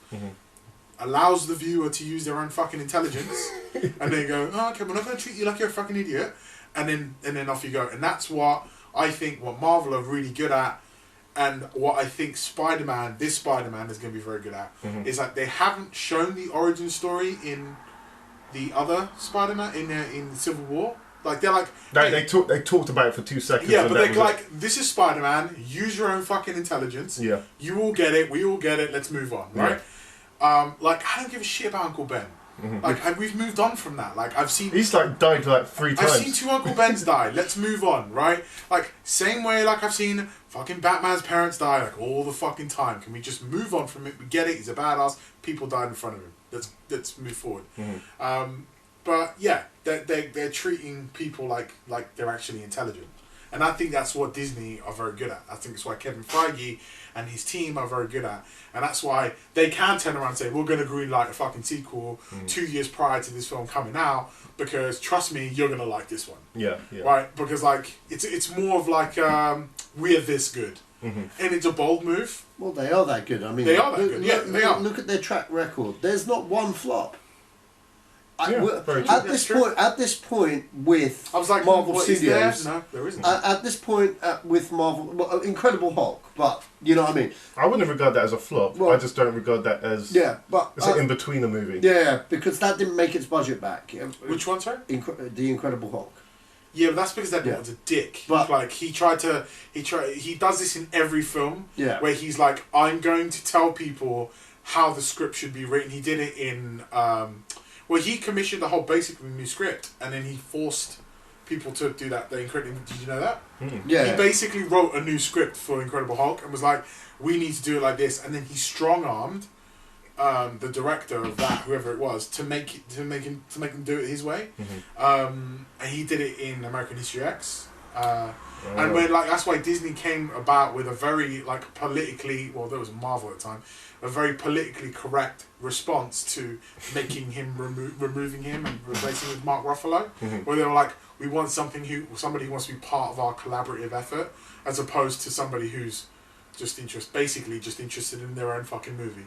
Like this guy's that film was essentially supposed to be darker, which is what they reference in Avengers when he's like, oh, I put a gun to my head and then went to shoot myself and he spat it back out, because the original intro to that movie was him in Antarctica and he was about to shoot himself in the mouth, but you don't see that. All you see is shots of Antarctica, wide shots, and then you hear the shot, they shot that, didn't they? Yeah, they actually shot it, and then you see Captain America in the ice. Yeah. Oh right. Yeah, so the ice starts breaking up, and it's sort of breaks up towards the camera, very Roland Emmerich style, disaster movie.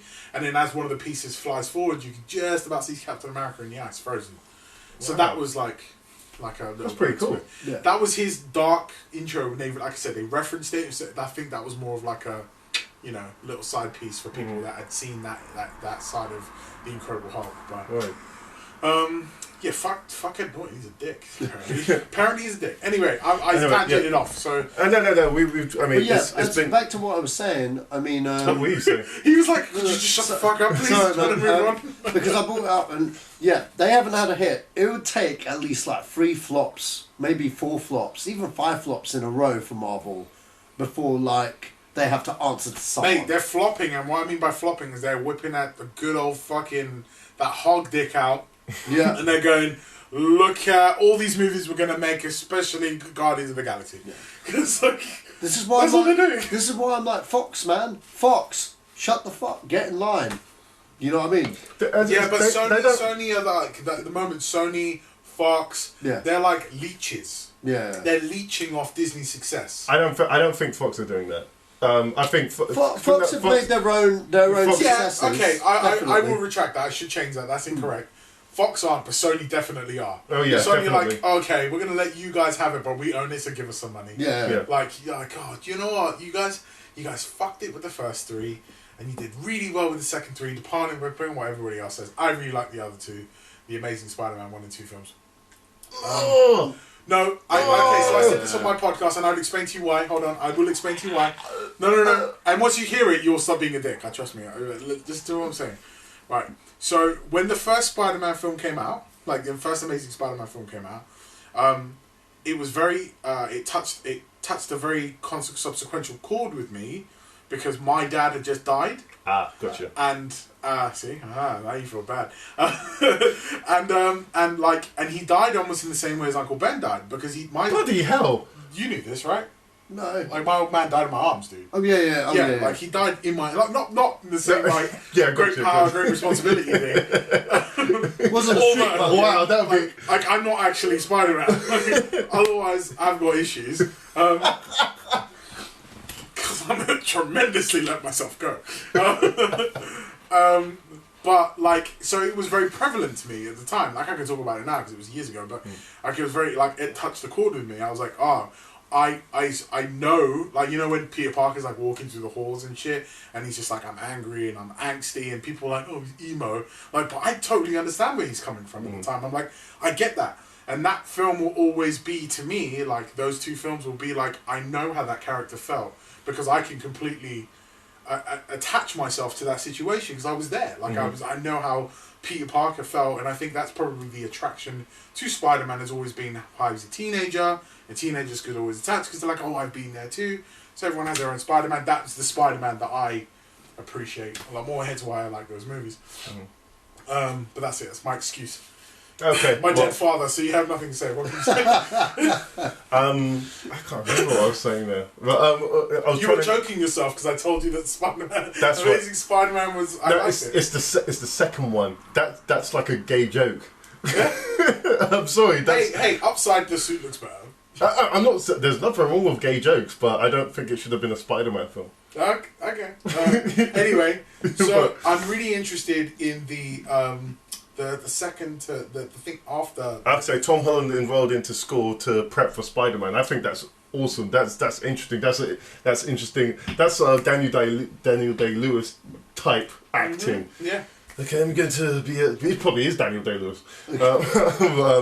Yeah, I thought that was pretty cool. He's British, right? Tom Holland? Huh? He's British, right? Yes, that's right, yeah. That's right, and Brits are taking over. Good boys. They're taking it back. And so, yeah, it's... One movie at a time. Next is your country. They need it, to be honest. Yeah, sorry about that, fakes in America. We'll make Britain great. I mean, America great again. Right, you've got Donald Trump, man. You're fighting an uphill battle. Hey, we have Theresa May. Don't even. Oh, that's... you're comparing Theresa... Anyway, Tom Holland... 50. So, this guy, Trump talked about it. We actually tried it. Like, you get what I'm saying? She's like, no, I'm going to begin the process now. I'm going to do it. I don't want to get political. Yeah, but I think this is awesome. He's already in that mindset of being a kid. I mean, he's not that. He's 20, so he's not that far removed from going to school. But he looks like he's. Yeah, he actually he looks the part. Even when he said that in the trailer, the kid said to him that you guys are your losers, and he goes like that. I thought that's quite a. But what? Yeah, it's kind of a thing he would do if I don't do anything. He's got it down. That's all I'm saying. Satch. Anyway, okay. What do you feel about having him in school, like the prep that he's done, going into school? Great, he's doing his job, I guess. Well, no, not everyone would do that. No, but you'd think that an actor would prepare for one's role. Sure, but that's going above and beyond. Yeah. Okay, so the next thing I'm going to talk about is Venom. Does this ruin the plans for the Venom film? That the standalone Venom film that had nothing to do with the MCU? Yeah. Hopefully, because I think that's a stupid idea. Yeah, it is a stupid idea. When I heard Venom film, I was like, okay, it's a bit early to have one at this conjunction in the MCU. Maybe after Infinity War, then yeah, because hopefully, God bless, he has the black suit in that when he teams up with them. Well, yeah, I think Kevin Feige will do it properly the way I remember we talked about it. Yeah, of course. But I mean, this Venom film that Sony wanted to do, even though they were getting the MCU Spider-Man as well, just made no sense. It just seemed like Avi Arad, yeah, was just like clinching on to whatever he could make and just like be a dick. No, I think he's a good producer, man. He is a good producer, but he didn't need to commission this movie because it's him that was like behind it. But we'll see. I don't know. No one's heard anything from the from this movie. I think Sony's Sinister Six land is. Oh no, that's gone. That's. I don't think it's truly gone. I think it will happen, but it'll happen under Kevin Feige and done properly. Yeah. Because you know what pisses me off. This is what Raimi wanted to do. He wanted to do the Sinister Six. You know what I mean? And after Spider-Man 4. Do you know what? You never know. Raimi might come back around and start or direct one of these Spider-Man films again. No, because he's on the record gone saying he's done his Spider-Man and he couldn't direct the Spider-Man movie without Tobey Maguire. Right. So you know what I mean? It'd be nice to see him do one with this new cast, but because his style of directing is second to none. Because when it's the first two films, I haven't liked the Spider-Man picture since Spider-Man 2, the Doc Ock one. You know what I mean? Like that's my honest opinion. That's my favourite Spider-Man movie, number 2. So it takes a lot to top that one. Good soundtrack as well. Yeah, but we'll see. Maybe who's the guy that directed John Watts? Yeah, John Watts, Cop Car, directing the current one. Yes. We'll see if he comes back. Cool. To be quite honest, Marvel Studios could get any director to direct. They're good at getting talent. They're good at getting talent. So, whoever they get, I'm sure they'll do a really good job. Villain wise, come on, man, make Arnold Schwarzenegger Doc Ock. I'm in. Okay. Okay. On to the next news topic, and that's Transformers Writers Room has an outline for parts 6 and 7. Well, it looks like I really don't want to spend too much time on this because I'm not looking forward to the 5th film. Well, it's happening, and we're just going to have to deal with it. Yeah. And it will make money, and they'll continue making them until they don't make money, which will never happen. So unfortunately, we'll start. No, I reckon because I don't know. It's so hard you for don't me want to spend too much time on it. I know. But I just want to get through the points that I guess I have on my mind. But in the sense that this fifth film at the moment, this trailer's not impressed me in any way whatsoever. It looks very. It's generic. It doesn't even for a Michael Bay film. His trailers are always really good. This one is pants. Yeah. I think it is anyway. And I was so underwhelmed by it. And I was like, oh wow, I don't really have to watch. I'm not obligated to watch this film now. But because with the last one, you had Optimus Prime on Grimlock. I had to watch it. You just don't see that imagery every day. And so, I had to watch that one. But this one, I've got nothing. If that thing is Unicorn, then I'm not watching it at all. Do you know how many things I can remember out of I can remember a lot about the first original trilogy of the Transformers films. Like I can remember quite. If I was like, if I had to break them down for you, like I could pretty do it pretty easily. The latest one, I couldn't even tell you what that fucking film was about. No, look at that, because I've completely blocked out of my mind. Like I was paying attention when I watched it, and I was like, but like right now, I'm like. Marky Mark's in it. Kelsey Grammer was in that film, and I just remembered that. Marky Mark's in it, and T.J. Miller. That's it. Oh, and Stanley Tucci was in it as well. What a waste of talent. He's back in this one. Are you kidding me? Yeah, he's back. Why, Stanley? What? I know he doesn't even need money. Anyway. Maybe he likes working with Michael Bay. I don't know. Well, they're gonna write 2 more films. Hopefully by that time this thing would have burnt out and it's all died. Anyway, on to the next piece of news. James Franco. James Franco looks like he's an Alien Covenant.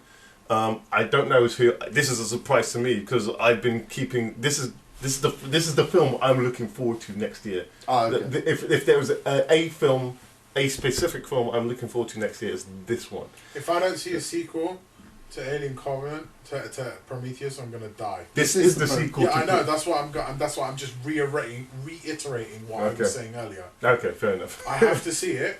I have to see it. have to see it. I have to see it. That's not the words. Like, I have questions. I need answers to. Right? Yeah. And normally I don't give a shit. I'm like, I can make my own up. But I need to know the answers to my fucking questions in this movie. Yeah. Like, where did she... Like, I know where she went. Yeah. But, like, what was the other planet that these people landed on in the first fucking movie? Spoilers, she's only in this film for 10 minutes. That means something tragic happens to her. That's okay. But that's the I want to see what happened. Oh, hopefully she gets killed. Murked. I don't think she is dead. That's the thing. Is Michael Fassbender in this? Yes. So they rebuild him. No. He's playing multiple. He's playing the new generation David, and he's playing the head David as well. Right. Okay. And so there's going to be loads of the Covenant ship that they're coming over. It goes back to that LV-422, and it's not set there. It's apparently it's set on multiple areas. So we're going to see the Engineers planet, and we're going to see that planet, and probably LV-426, which is the planet in Alien. And so. So here's my. But here's there's. I know, and this is what I love. This is what I loved about Prometheus. I like that it was all the questions that. There's a whole thing with Ridley Scott saying that why didn't anyone question the big alien in the chair, and he didn't say anything for years until he said, "Well, I'm just going to film this myself." These creatures were engineers. They create the alien. Why did nobody question? That was the first fucking question I had. Well, none of the other directors. Whenever I watched that first fucking film, I went, "Why is nobody asking questions about the big dude in the chair?" Yes, I know. It's one of the first things you. Yeah, what is that? Because when I first saw what the engineer looked like in his, like, I don't know, fucking uniform, I guess. Yeah. I was like, that's where the fucking alien gets his skin from, right? Because exactly. They take a little bit of... Yeah, they take the DNA from whatever their host. So in the third one, it's a dog, right? And so he had dog attributes. So I was like, that's the fucking... That's that. And nobody gave a shit. I was like, why does nobody give a shit? Like, this is clearly a bigger deal than people are making it out to be. Like, it's a big deal. Like, but no one took it. Yeah, and this is what I love about Prometheus. All the little details about. I don't like even the ship. Like, yes, even the fucking ship itself. Like, it looks like what they make when they're creating a nest. Yes, yeah, exactly. Like, they've taken so much from the engineers, and it's all from that one. Like, essentially, could be all from that one bursting of from the thing in the chair. But yes, dude, nobody ever asked that question. And I remember being the main question I asked was like, are we never going to address the giant in the fucking chair? Like, what's that about? Yeah. And yeah, he's right. Why did nobody ever ask that question? Nobody cared. Yeah. It just came out. He clearly put that in the original movie for someone to, you know what I mean? Because like. But it wasn't like it's not obvious. Yeah. Like, to the other directors, it wasn't. But he says in one of the interviews that he was given that James Cameron did a good job because he took it somewhere that he never thought to take it. And so that's because James Cameron is a next level director though. Yeah, like he's up there in the paragon of efficiency when it comes to directors. Like, his storylines may not make a lot of sense, or they may be very basic, but he's very fucking good at what he does. Yeah, his visual language when it comes to showing you what you go with it because you're invested. You're on the journey. Yeah, like even films that he produces are good. Like, have you seen Sanctum? No, I haven't. No. Dude, it's a good friend. It's a great friend. He produced it. Also, he had something to do with it. Okay. It's great. It's a diving film, like cave diving film. Oh yeah, that makes sense. Yeah, because he loves underwater. Yeah, it's so good. So it's like it's very claustrophobic. It's a very good film. Okay. Anyway, I'm going off the point. I have to see this movie. I'm so excited. I don't give a fuck who's in it. Like, you could cast whoever the fuck it is. Like, it's going to be well cast. Whoever they put in it's going to be well cast. Hopefully. I think the other main question I have about Covenant is, why is Wayland Yutani, like what's his real name? Something Wayland. I forgot his name now. I know you're talking about Guy Pearce. Yeah. Why is it Guy Pearce? Why is it not just an old guy? Because he is an old guy in that film. Yeah, I know. What I'm saying is. Why did they have to cast Guy Pearce and then make him up? Why did they just cast an old guy? Which means that there's obviously going to be some sort of back. Well, apparently Guy Pearce has got scenes in this. Yeah, so they're going to be backflash scenes. I don't think so. No? No. Because then why? Maybe this is what I mean. I don't know. Like, so many questions. It's like I swear to God, if Ridley Scott does not answer at least like one of my questions, I'm gonna drive to wherever the fuck he lives, and I'm gonna like put my hands around his throat until he passes on to the other life, and then I'm gonna shoot myself, and then I'm gonna ask him the questions in the other life. Wow, meta. Yeah, that's great. Well, you heard that here first, folks. Leo's going to murder Ridley Scott. So yeah, oh God, I can't remember the thing I was going to make now. But in the sense, Wayland Yutani is merged into a company now, as we know. Yeah, because you have the Wayland group and they have the Yutani group, and they merge. Yeah. And so I'm guessing that Franco is the head of the company now. Yutani. Yeah, Wayland Yutani, and so. He clearly knows what he's sending these guys out on a mission for, and one of the David robots is essentially because those David robots are a generation before Ash. Yeah. So they've still got. I think there's still things to iron out with those androids. I mean, there are still problems with with the way he is in that film. Yeah, but that's the point of it. Like he's like a really menacing bad guy, but then like he's not. But the whole it's like the whole crux of that movie hinges on him being a dick. Yeah, because he puts the fucking thing in the dude's drink. Like the whole crux of this storyline hinges on fucking Michael Fassbender's character. Yeah. So like it's a big experiment. Yeah. So okay, what happens when I give it to this person if it's ingested? That happens. Yeah. Okay. And so he was getting orders from Wayland to. Yeah. So how does this stuff work? What have you found? How does it work? What do I need to do? I want to live longer. Yeah. And that's essentially all he was after. But to do it to one of the dudes, the scientists, like, do it to fucking Idris Elba. Who gives a shit? Like, why do it to one of the main guys who can probably get you home?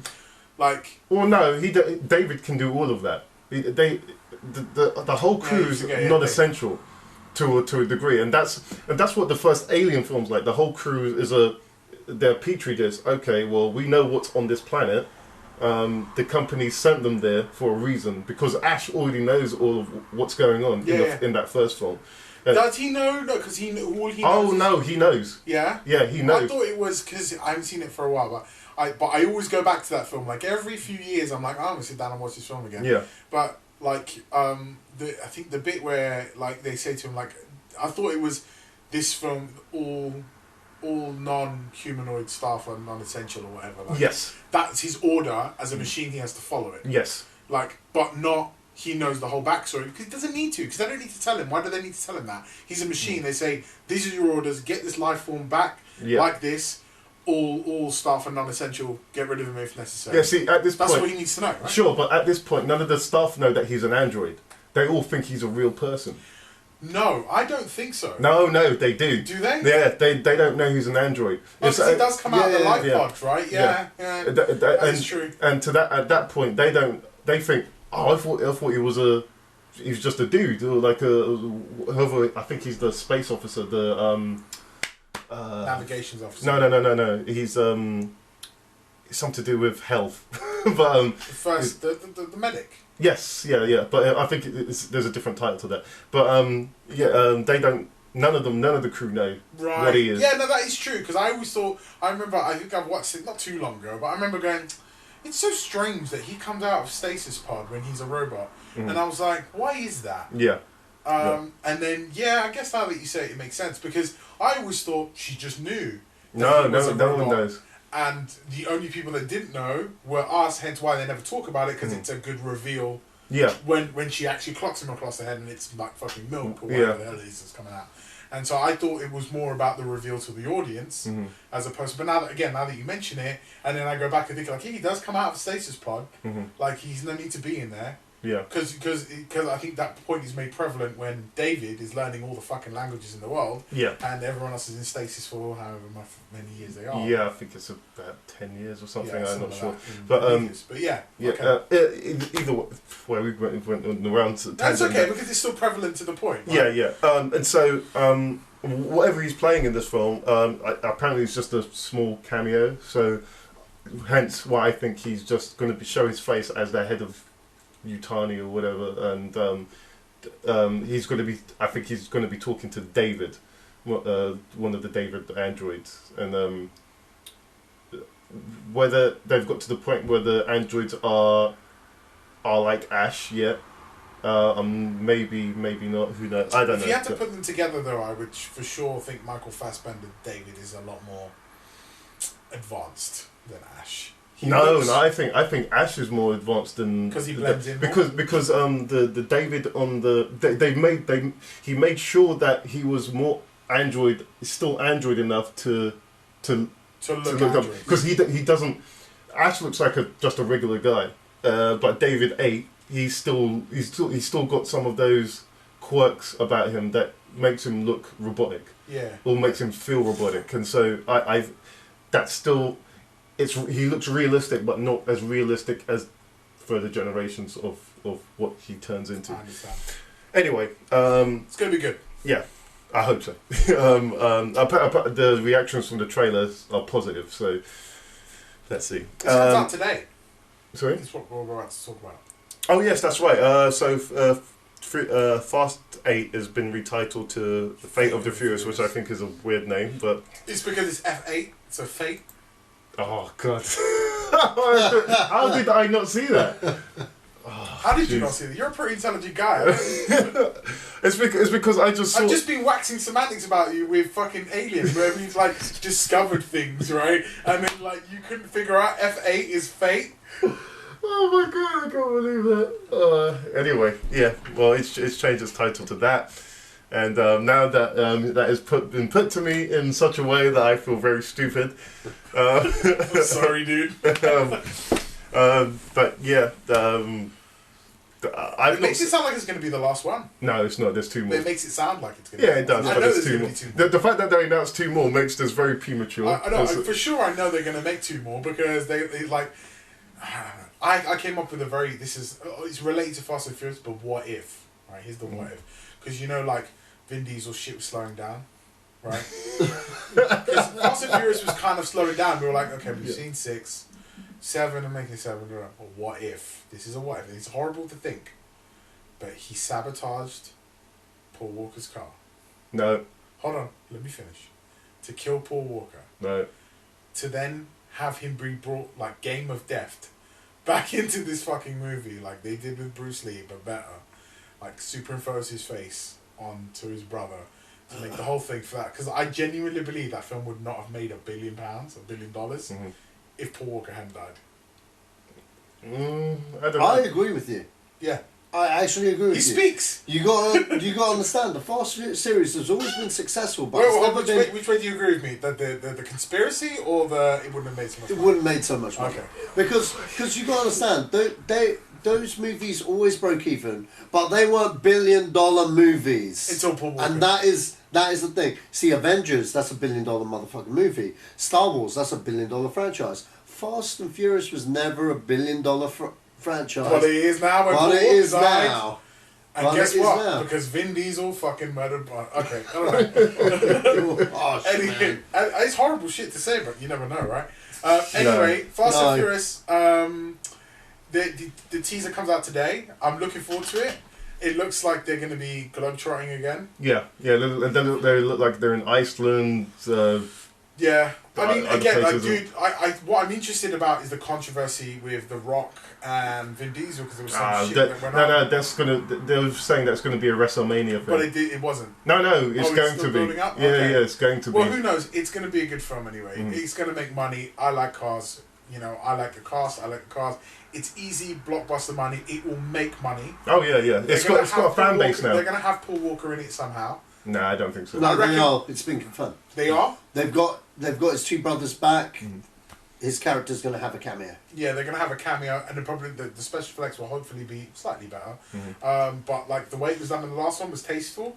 I didn't see the last one. Yeah, okay, it's tasteful. Watch the last one. It's a good movie. It's good film. It's not that I don't want to. It's just that I never got around to it. Yeah, that's fine. I'm just saying, like, you know, make it my narc. Oh, okay. Yeah. Okay, cool. So yeah, check it out. It's not a bad film. The ending is will make you want to choke up a little bit, especially if you've been invested for 6 movies, right? But The Fate of the Furious, yeah, I don't know how you didn't catch that, dude. Fuck off, man. Anyway. Is Jason Statham back in this one? He was good in that last one. Did he not get ghosted in the last one? His mother is in this one. That's, what's her face? Helen Mirren, yeah. Interesting. Oh, his mum's in it? Yeah. So Helen Mirren... I can't imagine, like... No, Jason Statham's alive because he's cast in this one, is he not? Oh, is he? I don't fucking know. Hold on, let me just double check. As you know, it's fun. Okay, well, there's not much to say about that. The trailer comes out tonight, which is a Sunday, the 11th of December. I'm sure we'll talk about it next week. No, we're talking about Star Wars next week.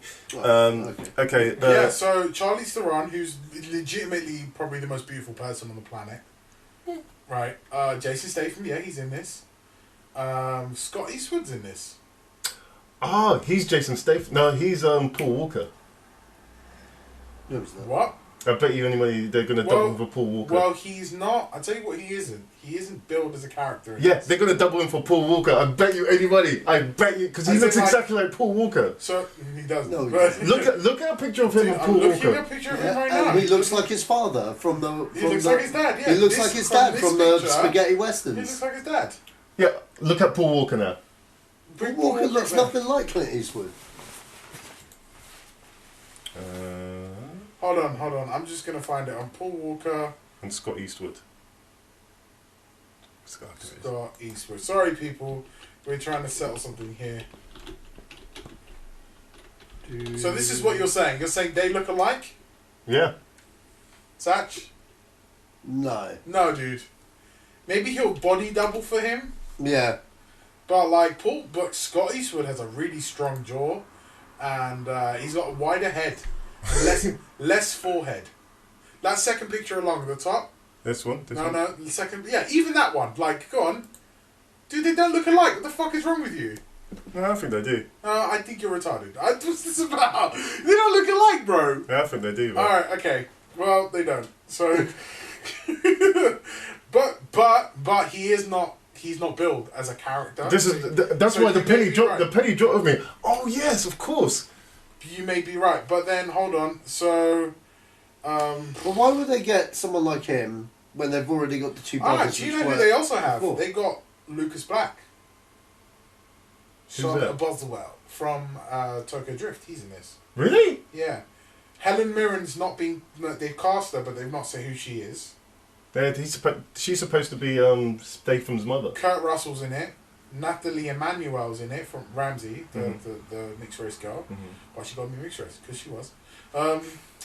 Elena, the hot little Brazilian chick. Oh yeah, I know. From that one. Here's one. Christopher Hivju, the big ginger bearded guy from Game of Thrones. Oh right. He's in this. And who's this? Who's Teresa Cook? I don't know. She looks hot. She's in Fences. Whoever this girl is. She's got Demarel. She's quite young, but Ludacris is in it. Yeah, dude, it's got a pretty good cast. It looks pretty good. You mention everyone and not Kurt Russell, man? He did. Did he? Yeah. Don Omar is in it. Fucking hell. And they got Calderon. Don't know who that is. Don't worry. He's Dominican. Oh, okay. Anyway, the cast looks good. Yes, they haven't named a few people yet. Yeah, you also may be right.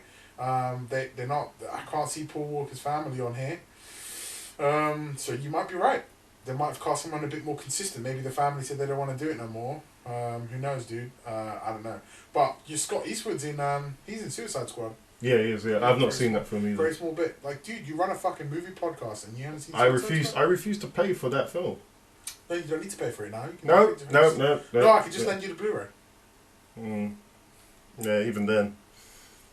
Anyway, next. Okay, so Cloverfield 3, which is the good part. The reason I'm rushing us along is I want to play this game.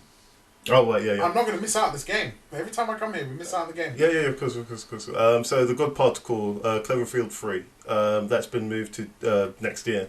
And so this last Cloverfield Lane did pretty well. And they greenlit a sequel. Well, yeah, they seem to have a whole map for this already. And so that just shows to me that all of these films are intrinsically linked. I don't know what they're going to do for this next film, but if it links back to the first film in some way, that's pluses for me. Did you see? Particle I've seen the first one. I haven't seen Cloverfield Lane, but I know how it ends. Mm-hmm. God Particle just reminds me of the last film I saw with the God Particle, and it was Angels and Demons. Oh. Dan Brown book.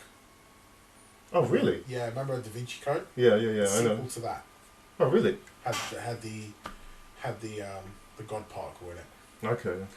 I know because this is how I remember it, because I was like, have I seen Angels and Demons? So I put it in to watch it, and then as it was coming on, I went, oh yeah, they had the God Particle in the thingy. At the CERN, at the particle accelerator that they built in Sweden or wherever it was, somewhere in that Nordic area. Yeah. So that Hadron Collider. Yeah, the Large Hadron Collider. Yeah. In CERN. Yeah. I mean, I don't know what this film's about, but the fact that it's got God Particle, well, I don't even know if that's the title anymore. But it's got Cloverfield in the name. Well, if it's God Particle, let's just say maybe, because if Cloverfield has something to do with aliens, then it could be that we discovered the God Particle, and at which point the aliens are like, oh shit, they're... Maybe. That's a weapon, or I don't know, who knows? I don't know. Yeah, but, I mean, Saj? Yeah, the last one was good. Just casually with his phone.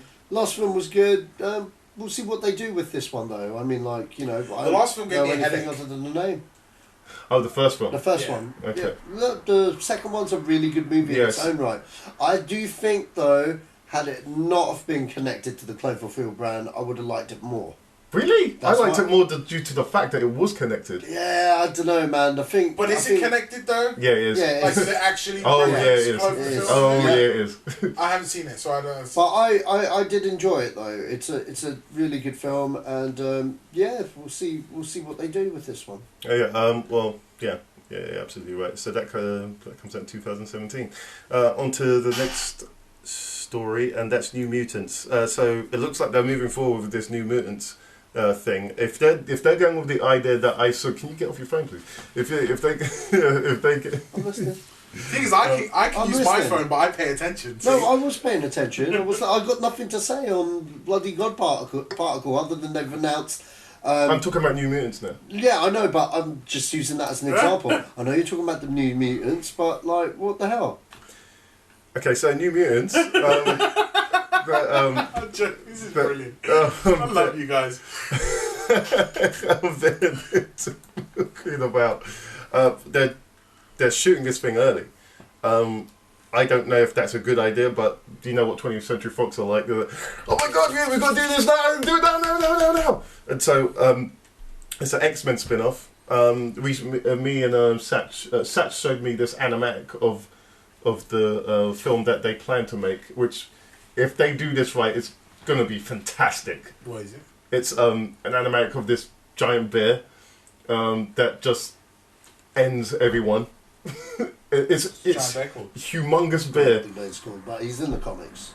Okay. He's like a demon bear. Right. Yeah. And it's if you see the animatic, can you use your imagination to see what to think about what it would actually look like? It's just this giant bear that's just trying to kill everything, and it breaks into some hospital or something, and you see its arm trying to get people, and it's awesome. It looks awesome. But I've not seen anything like that. Can you show it to me afterwards? Yes, of course. Yeah. Okay. I haven't seen anything like that in an X-Men film or a Marvel film, and if Fox do this right, they could have their own thing. They could have their own thing with that, and I just hope it's been written by competent people, and therefore I can't wait to see this film. I can't wait to see it. I can't wait to see a trailer just to see what this thing looks like. Sasha's showing me pictures, and I have no fucking idea. I've never heard of this thing before in my life. Oh, that's what's so good about it. One, no one's heard. Well, I guess the people who've read the comic book have heard of it, but I've not seen anything like that, and so that's why it's fresh to me. It's like, oh right, okay, that's different. I ain't not seen that before, and yeah, I just can't wait to see it. Isn't there a dude who turns into like half a bear in the Russian Avengers? I don't know. There's an Avengers there's like a superhero Russian film coming out, right? Oh right, yeah, I know what you're on about. Yeah, Yeah, no. it's like a dude who turns into half a bear in that, and he's got like a minigun. There's a lot of crazy stuff going on. I'll show you this shit afterwards. It looks amazing. Okay. Okay, so yeah, I guess I don't know. It's new stuff. I guess you've not seen anything on it. I've not watched any Mutants, so yeah. But yeah, I'm telling you, man. If it's show anything, me the thing afterwards. And yeah, if it's yeah. any good, I'll talk about it next time I'm on or whatever. Okay, well, I guess X-Men. What's that shit? Okay, so the new X-Men film is 20th Century Fox are going into a new X-Men film. I don't know if it's going to have Fassbender or who's Professor Xavier in this one? James McAvoy. Who? What? McAvoy? James McAvoy, yeah. I heard two. I don't know. Yeah, James McAvoy, yeah. James McAvoy. But they're developing it. They're moving forward with it. I'm not sure if that's a great idea, but to have X-Men and New Mutants coming out as essential being developed as and just make an X-Men TV series, man. They are. It's called Legion. Oh, is it? Yeah. Are they actually doing it? Yeah, it's done. Oh, right, okay. Is it any good? I don't know. It starts next year. Yeah, but is it actually X-Men or is it? It's X-Men. It's Legion. Wolverine in it. Yeah, no. Oh. It's based that doesn't make it X-Men. It makes it X-Men to me, dude. It's Legion. You know, Legion, Professor Xavier's son from the future. Him and Maura McTaggart have a son, and he goes back. He was in that. I know who he is, but I never really watched. I never really read X-Men. X-Men wasn't really my forte. Oh, okay. I never really followed it. Well, I did read everything that like spinned off to Wolverine. That's what I cared about. Oh, okay. Because fucking Wolverine. Like Cyclops, fuck that dude. No, Cyclops is an interesting character. I don't think people give him the benefit of the doubt. Yeah, I'm doubting him, dude. Like, no. They say in the first one he can punch a hole through a mountain. I want to see that. That's cool. That's great. He can punch a hole through a mountain, but can he go fucking berserk mode on people? No. I just said he can punch a hole through a mountain. Yeah, Krillin from Dragon Ball Z can cut the top off a mountain with his We're not talking about Dragon Ball Z. I know. I'm just making a point. But he's still like a side man. Like he's a side man. Like man gets murked, no one really cares. Like, if Scott Summers gets killed, right? People go, yeah. But when Wolverine got killed, they made a whole fucking thing about it. They're like, okay, we're gonna kill Wolverine now. Whoa. That's a fucking staple. Wolverine he's like one of the pillars of the comic book world, right? Wolverine. Yeah. Yeah? Fuck Cyclops. No, sorry. I'm not going to get into this with you. I disagree with you. I think Cyclops is a really good character. It's going to be a longer conversation. It's a whole new podcast, right? A whole separate podcast. That's like an hour long, just arguing about points like, I don't even know much about Cyclops. All I know is that shit comes out of his eyes. No one gives a fuck. Fuck that dude. No way. Anyway, listen. Hold on. The time Wolverine can do that to a mountain, then I'll give you the benefit of that. But he'll take it. Climb a mountain. It'll take him years to scratch through that mountain. Wolverine climbed up a fucking snowy mountain, ripped in half after he fought the Hulk. Sure, but regenerating at the same time. Sure, right? but he can't punch a hole through it. Also, Wolverine stood up to Phoenix. Apparently, Phoenix can blow up Cyclops like that. So fictional characters, guys. Fictional characters. Yes, that's it. I'm saying it's a long ass. You'll be a fictional character in a minute. Anyway, swiftly moving on. I haven't seen. I didn't know they were doing a new X-Men. Yeah, well, I mean, this last X-Men made money, but not as much as Days of Future Past. Days of Future Past is their big Tom. Before then, it was X2. No, it was X3.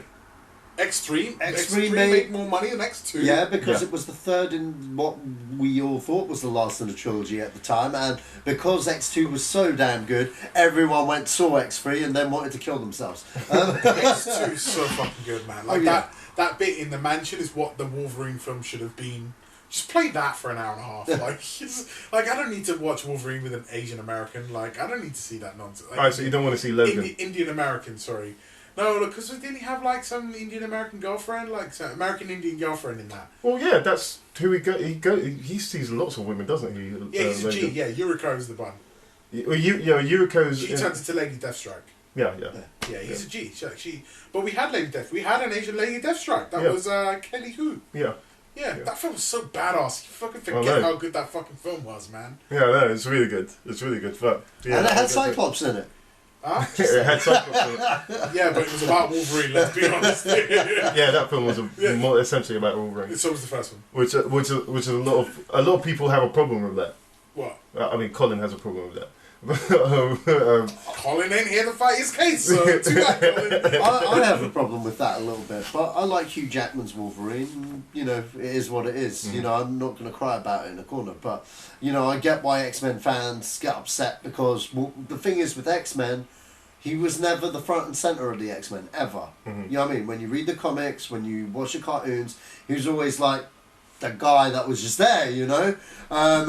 So I think most X-Men fans, personally, I like the cast at the end of Apocalypse. I want to see. I've liked the past couple of films. You know, First Class. I thought, why are we making Mystique the crux of this shit? Because of Jennifer Lawrence. That's the only reason. Like I was like, I have issues with that. Yeah, I have issues with that. Why is it Mystique? Where the fuck is Cable?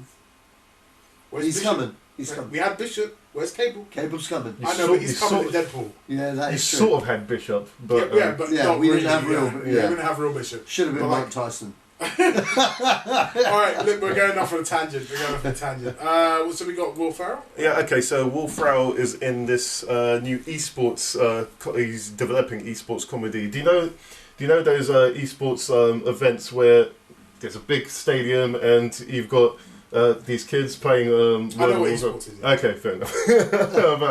But, he's gonna be. I watched it on Vice. Oh. Vice on about it. He's gonna be one. He's gonna be one of those guys. He's gonna be a 50-year-old guy that's playing in an esports tournament. And just because I can picture Will Ferrell playing that role because. He's very loud and animated. No, hit the ball, fuck you. He's a very animated guy, so I can picture, I can see hilarity in this. Yeah, I'm down with it. I think anything he does is great. Like I can just imagine. Have you seen Blades of Glory? Oh yeah, You know when he's like, get out of my face. He's like, I'll get inside your face. like something like that. Like and that's what I mean. I want to see something like that. I can also see a lot of like Avatar, like maybe a lot of game jokes, like squat. I forgot what it's called, like teabagging. You know teabagging. You know no, I don't know. You don't know what that is. No. So like, so in real life, it's. No, I know what it is in a sexual term, but okay, so like in term, games, what you do is like when you kill somebody, and then their dead bodies on the ground, and then you just crouch, so you go like this, up and down, like on their head. Okay, it's called teabagging. Oh, fantastic! So like, I can imagine that it's been around for years. I don't know how you never heard of it. Joe doesn't play online. Maybe you're just a lot more mature than I am. I don't play online. But yeah, so teabagging, like when you teabag people when they die, like it was very prevalent in the early days of Halo 2 on Xbox Live.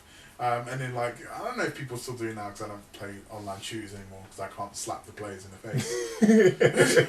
Because they're usually like 12 and they're better than me. But yeah, so that maybe I can see a lot of in-game jokes about that. And maybe some Leroy Jenkins. Leroy Jenkins? Oh, you don't know? Who doesn't know about Leroy Jenkins? Oh, dude. You know what? That's a YouTube video after here. Because you know what? You don't have to play World of Warcraft to not get the legend that is Leroy Jenkins. Okay, you need to. This is esports related, right? So yeah. I need to tell you the story, just the backstory to it, and then you can go from there. Basically, it's like these guys are in World of Warcraft, like this whole group of people, and they're doing that. I think they can do like a raid, or something like that. Like basically where they all team up against like a major boss, and then like they've organized it so they're gonna go in like strategically in waves and do certain things, and like people are gonna be using magic and fire attacks. So very strategic. But once it starts, it starts. So they're right on the edge of where it starts, and one of these characters. The guy in real life, his name's Leroy Jenkins, so they're all talking on the mic, and it's being recorded. They're all talking on the mic, it's like, okay, you guys understand what we're going to be doing? Yeah, cool. And then, this guy's walked away whilst that all is going on. Mm-hmm. So then he comes back, and he's like, okay, guys, let's do this. And he runs into the fray, into the battle, and he's like, Leroy Jenkins! Says his own name.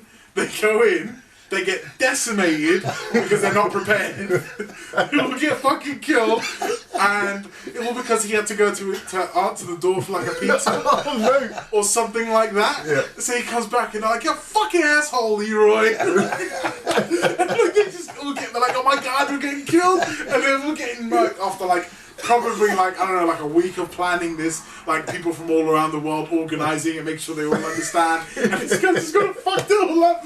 Like, but the best bit about it is when he runs into it, he's like, "All right, guys, let's do this." Like, whoa, Leroy, he's like Leroy Jenkins, and he just runs in.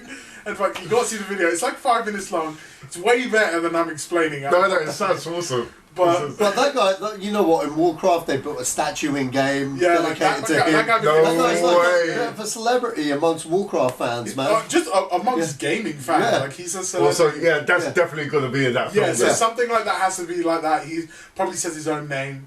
Yeah, like when he shouts it, like whatever Will Ferrell's. Yeah, that's so Will Ferrell. Yeah. So there you go. Yeah, this film is right up his alley, man. Yeah, so, Sach, well, I guess we've... Well, you guys have covered it. Okay, all right. Well, that's the news topics. Eventually, we got done with that. Okay, so... Is it usually quicker? Well, we had a lot to talk about. There was a lot of trailers and there was a lot to talk about in the trailers, so yeah.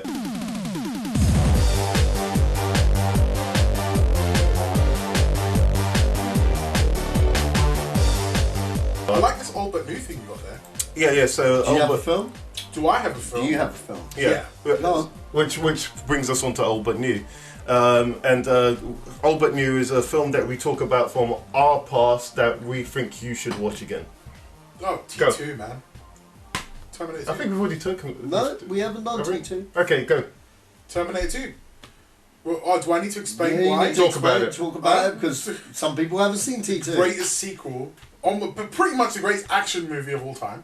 I would say like, put it up probably one of the greatest action films of all time, and like the graphics on it, like just the CGI. Forget the story. I mean, the story is very basic, but the CGI, the action set pieces that have gone into that, stand up today.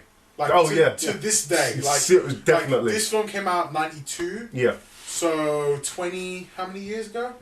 24 years ago? 24 years ago. Wow. Yes. 24 years ago. You name me a film that came out 24 years Jurassic ago. Park.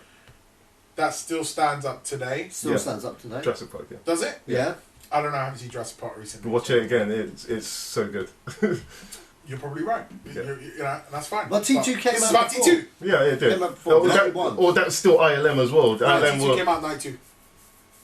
No, 91 it came out. 91. Let's have a look. See. I was 11. Oh, jeez. It's got Trainspotting 2 there now. Yeah, 1991. Oh, it was 92. It probably came out here in 92. Oh. No, it came in 91, summer of 91, and oh, well, then it my came bad. out. 16th August 1991, yeah. Yeah.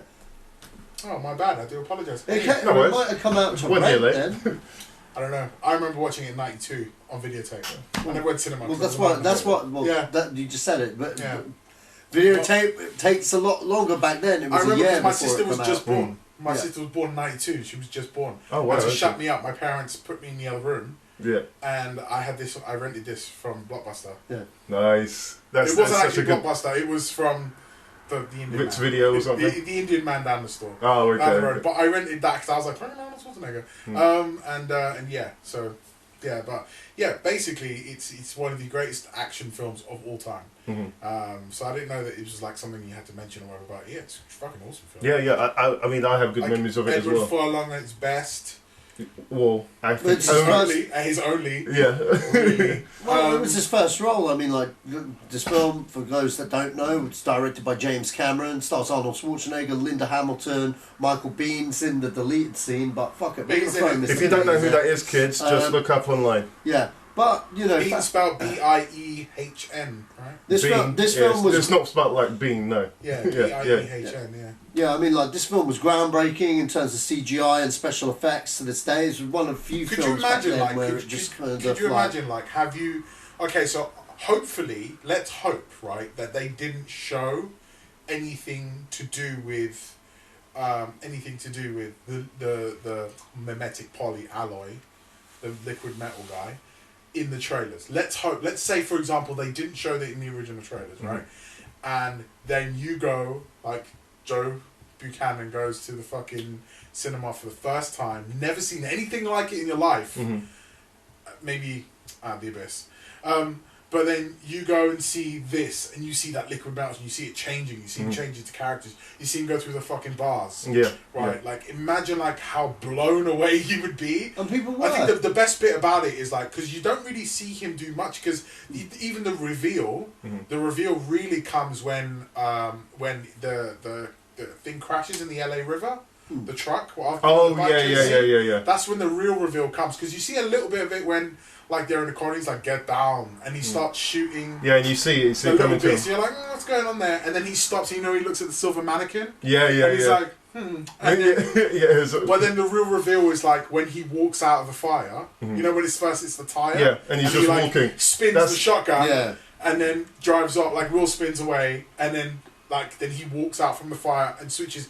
That dude, that looks seamless. Yeah. Like, even now, like, I'm like, I can't see the fucking lines. And do you know why? Because they actually painted fucking... They painted him green, and they made him walk with the lines from point A to point B. That was the way they rotoscoped back then. It's in textbooks. That whole scene's in so many different textbooks of how they started to develop that stuff for actual CG. And Suffer No Delusions, that film was the pioneer. And there are very few films that have done it better. Like, I saw a film... I don't think any film could have done it better. No, but no films improved on something like that, like the same concept. Perfect example of this is... the last Terminator film? No. remove the other Terminators. The perfect example of having something that looks like that is the Silver Surfer in The Rise of the Silver Surfer. He looks good. Yeah, but it doesn't look as good as that. Yeah, because they play it because... No, I don't know. I can't... And I'm not even being nostalgic about that. Yeah, I know. I'm like, for sure giving the props. I see where you're going from with that, but I can go with you halfway on that, because I see what they're trying to do with the Silver Surfer character, and he's not supposed to be human or look human. He's supposed to be humanoid, but he's made out of metal. Yeah. The aesthetic view on it, I think Terminator, fucking 14 years prior to that film coming out, did it better. Yeah, you're right. And I think just the amount of effort, the love, the passion that went into that project. Like, let's really be honest here. James Cameron's is the guy that moves cinema forward, like, aesthetically. Him and George Lucas, I would say, are the two people that have moved cinema forward in the past 20 years. But aesthetically, though, right? No, both of them. Yeah, both of them. James Cameron, I don't know. I would say James Cameron. I don't know if there's some people. I don't know about George Lucas. I speak on James Cameron. He was using his company because I go from James Cameron in Terminator, from Terminator 2 to what did they do after Titanic? No, True Lies. I'm talking big step in cinema. Oh, Titanic, right? I would say Avatar.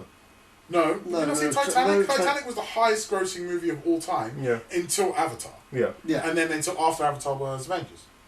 Or has Avengers not beaten? No, Avengers hasn't beaten. Hasn't beaten. So Avatar is still number one. Yeah. Oh yeah. Oh, okay, Nothing's going to beat Avatar. Oh, I have no idea how much Avatar made. I know it made over $2.5 billion. Yeah. Oh right, really? Yeah. The story of that film sucks. Doesn't matter. $2.5 billion, man. Yeah, well there you go. Fucking Transformers proves that point.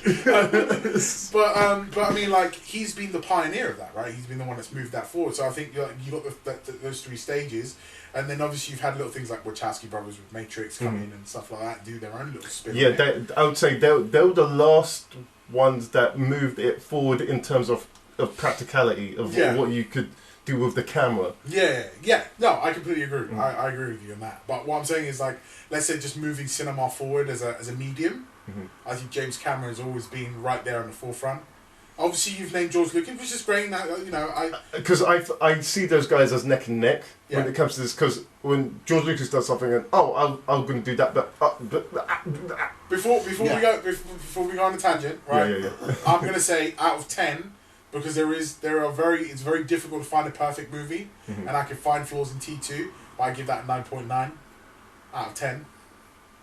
Like, for me, as a film, as a past movie, as a film as I'd watch it now, I'd give it a 9. What can I find wrong with it? The time loop thing pisses me off. Like, Okay, right. I don't want to go into this too much. I know where you're going. But John Connor doesn't exist if he doesn't send his best friend from the future back to be his dad. I know.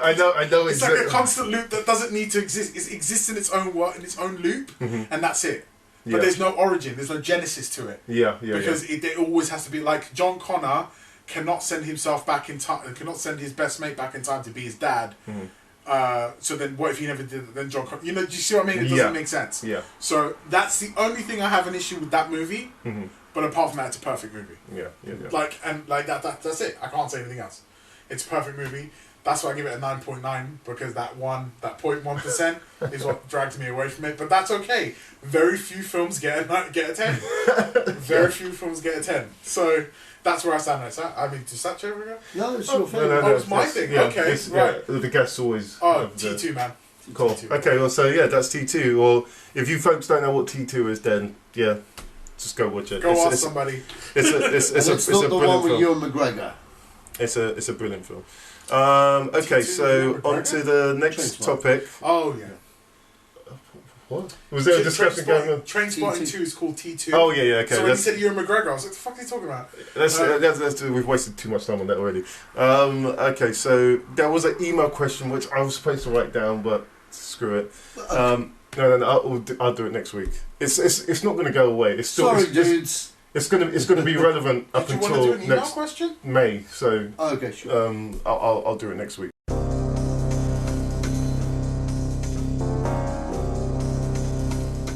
Okay, so films opening this week. Right, so we've got one film. Can you guess what it is? Yes, Star Wars Rogue One. And okay, so this is Gareth Edwards' standalone Star Wars film, the first of the Star Wars stories. What are they called? Star Wars stories. It's stories, right? It's stories now. It's no longer anthologies. Did Gareth Edwards? Why do I know Gareth Edwards' name? Godzilla and Monsters. Right. Okay. Thank you. I just wanted to double check that. Yeah. So I was looking forward to it at the beginning of the year. I thought, oh yeah, I'll watch that. But now I'm really looking forward to it. Especially, I watched an analysis on episode 3 last night, and that pointed out things to me that I'd never noticed before about episode 3, which will go into Rogue One, and that it's just kind of blown my mind a little bit. And I thought, oh wow, it makes me want to watch Revenge of the Sith again, and then watch Rogue One, and then watch episode 4, because all of if you don't know, folks, this film is set before A New Hope, episode 4, and so it's in between. It's a prequel. It's a prequel sequel. It's set between episode 3 and episode 4. And can you watch it as a standalone movie? Yes, you can. Without having ever watched the Star Wars. Yeah, you can. Yeah, perfect. But it doesn't. I have seen the Star Wars film. I've not lived under a rock for my life. I'm just saying, for those people who haven't, like my girlfriend who's seen one Star Wars movie. She wrote it off. No, she liked it. Force Awakens. Oh, okay. She'd never seen. When I said to her, babe, we're gonna watch Star Wars, and she was like, and about halfway through the intro, she went, "Is this fucking thing in space?" And I remember turning around and go, "Well, babe, it's called Star Wars. I'm gonna assume spitballing that some of it's gonna be set in space." And she went, "Is this fucking thing set in space?" I was like, "Yeah." This is around the beginning of our relationship, when I was trying to indoctrinate her into like, "Hey, let's watch it." Now she really liked it, and then she was like, halfway through, she went, "You know what? It's actually not that bad." And I was like, "Yeah, I know, right?" I picked up the Blu-ray and we watched it. But sorry, go ahead. Yeah, no, but I want her to watch Rogue One. So I don't know whether or not she can just pick up and watch it. Yeah, she'll be able to. Give her a fucking lesson. As long as well, this is the thing that I think has been bad in the marketing. They've not specified where this story starts, and I could go on for days and days about the marketing on this. But either way, you can watch this film standalone, and then you could watch all of them together in order. Or either way, you could watch them with the films I'd say start with without this the and then watch 4, 5, 6, and 7. She ain't gonna watch it. And I know her too well. She ain't gonna. I've noticed that with the original. With the original trilogy, with people, especially women, they can't see past certain things. Yeah. And I know. With people that have seen episode 7 and have gone back to 1, 2, and 3, they seem to be able to take to that a bit easier. And I don't know if that's because of the visuals or the story, or because there's an intrinsic love story. I mean, there's a love story in all of them, but again, I've tried to study this and I can't figure out why. I'm still trying to figure out what the love story is in Force Awakens. Is it? It's between Rey and what's his face?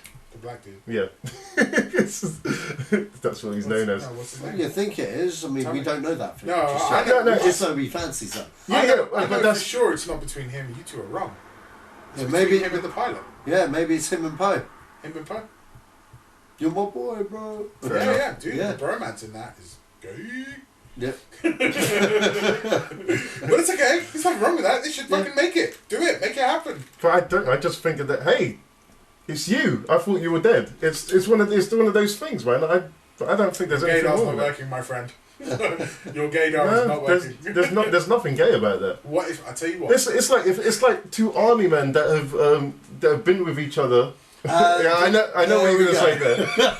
But no, you've got to say. When he said it, I looked at you and like, I thought the same thing. Does he fucking hear himself? You guys are clearly going a different way with this. I can't really share my view on this. So I'm gonna. Anyway, we'll bow out gracefully. No, I'm gonna shut up about it. No, okay. So, but anyway, Rogue One comes out this week. Yes. Comes out what day? The 16th. I had two things there. 14th. Wednesday, 14th midnight for midnight showing on Wednesday, but officially out on the 15th. 15th. Well, the official thing says the 16th. I don't. Okay, he works in the cinema. I don't know. They moved it forward. One day. I don't know. But yeah. It's released on a fucking Friday. When they normally just make major more money. Or? No, it's so if you release it in the day of the week, it adds to its weekend takings, so it has a bigger weekend. I see. I understand. Well, I mean, I'll check it out, but it's not going to be a major priority for me. But that's just because I'm not huge on stuff. Like, if I go watch it, I'll go watch it at like a week down the line at 9 in the morning. When there's no other dickhead there, like there's no one in the cinema. You got to understand it's coming out at Christmas, so there's going to be dickheads in the cinema. Yeah, as you gracefully say. I might just have to wait until afterwards it comes out on Blu-ray. And then, I just like my peace and I'm getting old, man. I like my peace and quiet. You're getting old. Yeah. You're talking to a 38-year-old. You're legitimately 10 years older than me. But the thing is, you don't have kids. Yeah. So you can enjoy that peace and quiet. I cannot. Fair enough. I'll give you that. I have a yappy girlfriend, a child, and another child coming. So. Wow, you didn't stand a chance, man. You figured out, man. From day dot, mate. Yeah. So yeah, peace and quiet, man. I'll check out. And watch it. I will watch it. I'll take you guys' reviews on it, and whether I know Sasha's really looking forward to it. You look forward to a long time. And I don't know how much of a Star Wars head you are, but I like Star Wars. I'm a normal fan. Just enough. I'm not a sicker fan. Yeah. I don't have every. No, I don't have. I like it. If the Star Wars film comes on TV, I'm like, hey, Star Wars film. I own the trilogy, like the director's cuts and all that. Like, but I can't tell you the last time I went out my way to watch it. Like, For me, it's an event film, so I'll watch it once a year. Yeah. I watch Die Hard more than I watch Star Wars. Like, for me, Die Hard. That's your jam. Die Hard's like 3 times a year, 4 times, maybe every day. I don't know. It's whatever you feel like. It's Die Hard. Yeah. That's Star Wars Rogue One coming out December 15th or 16th, depending on where you are. And I'm looking forward to that. And tell us what you think about the film. Leave a comment in the comment section of this podcast, or if you want to, and let us know how you thought about the film when it comes out.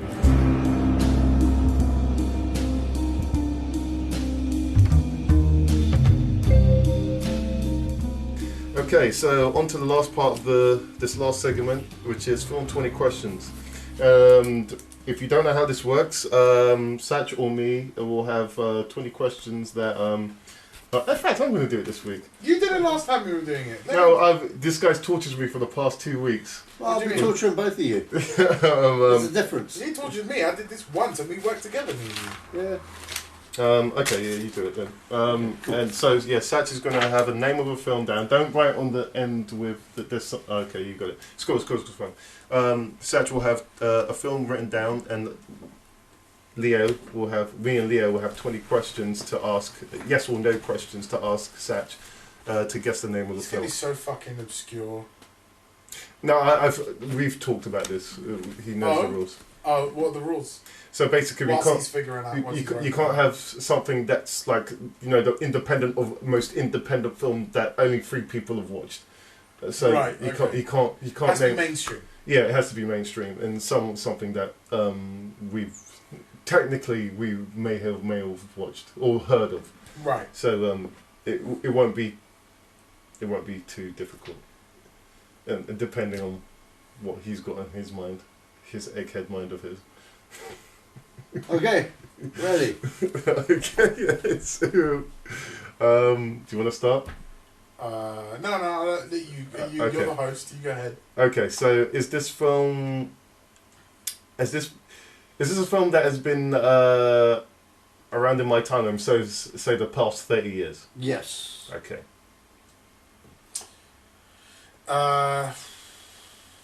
Is it a film?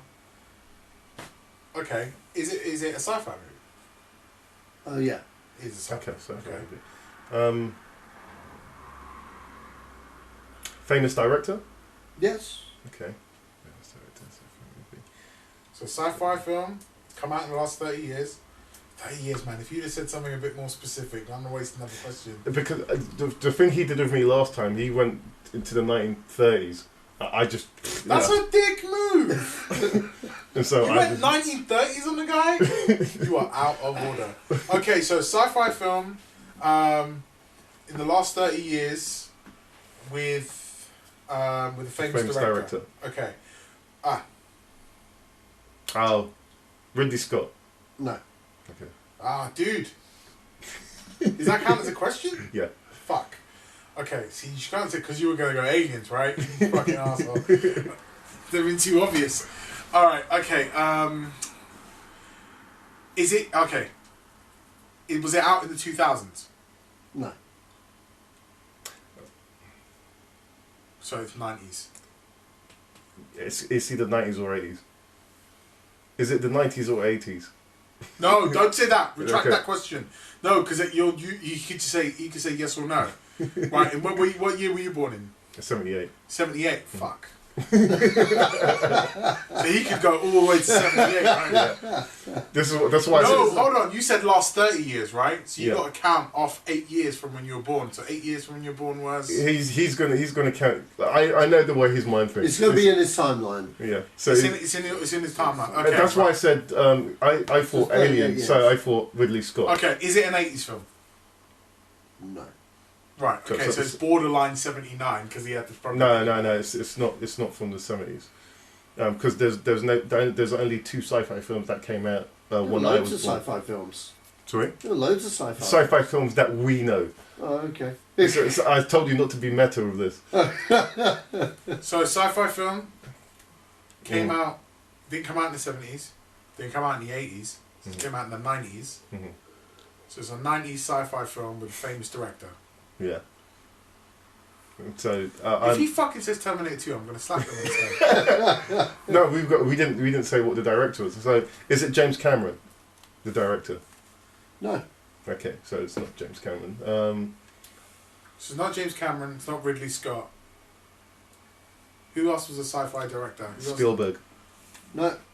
Fucking hell. No, I didn't know. I was telling him that. I wasn't asking the question. Oh, okay, sorry. So it's not Spielberg. Okay, sorry. Thank you for the fuck up. So it's not Spielberg. Anybody at home want to help? And people are shouting, dude, it's fucking this! And you're like, oh, man, how did I get it at the end? I hate these bits because there's dead air. Do you cut it? Oh, no, I love the dead air. They do this, and there's another podcast that does this as well, and the dead air just gives it more of a gravitas to it. I never have dead air on my podcast. I always fill it with something. I know. Listen. Is it? Oh, okay. Robert Zemeckis or Robert Zemeckis. You've got. Can we use our phones? No. Oh. See the Robert Zemeckis. David Cronenberg? No. Yeah, I would say. I wouldn't say Cronenberg is a big sci-fi. Hold on. Do you think we can ask him? Do you think this question will help if we ask him if it's a mainstream sci-fi film? Yeah, it has to be. It has to be a mainstream sci-fi film. All right, okay. What mainstream sci-fi films came out in the 80s? Loads.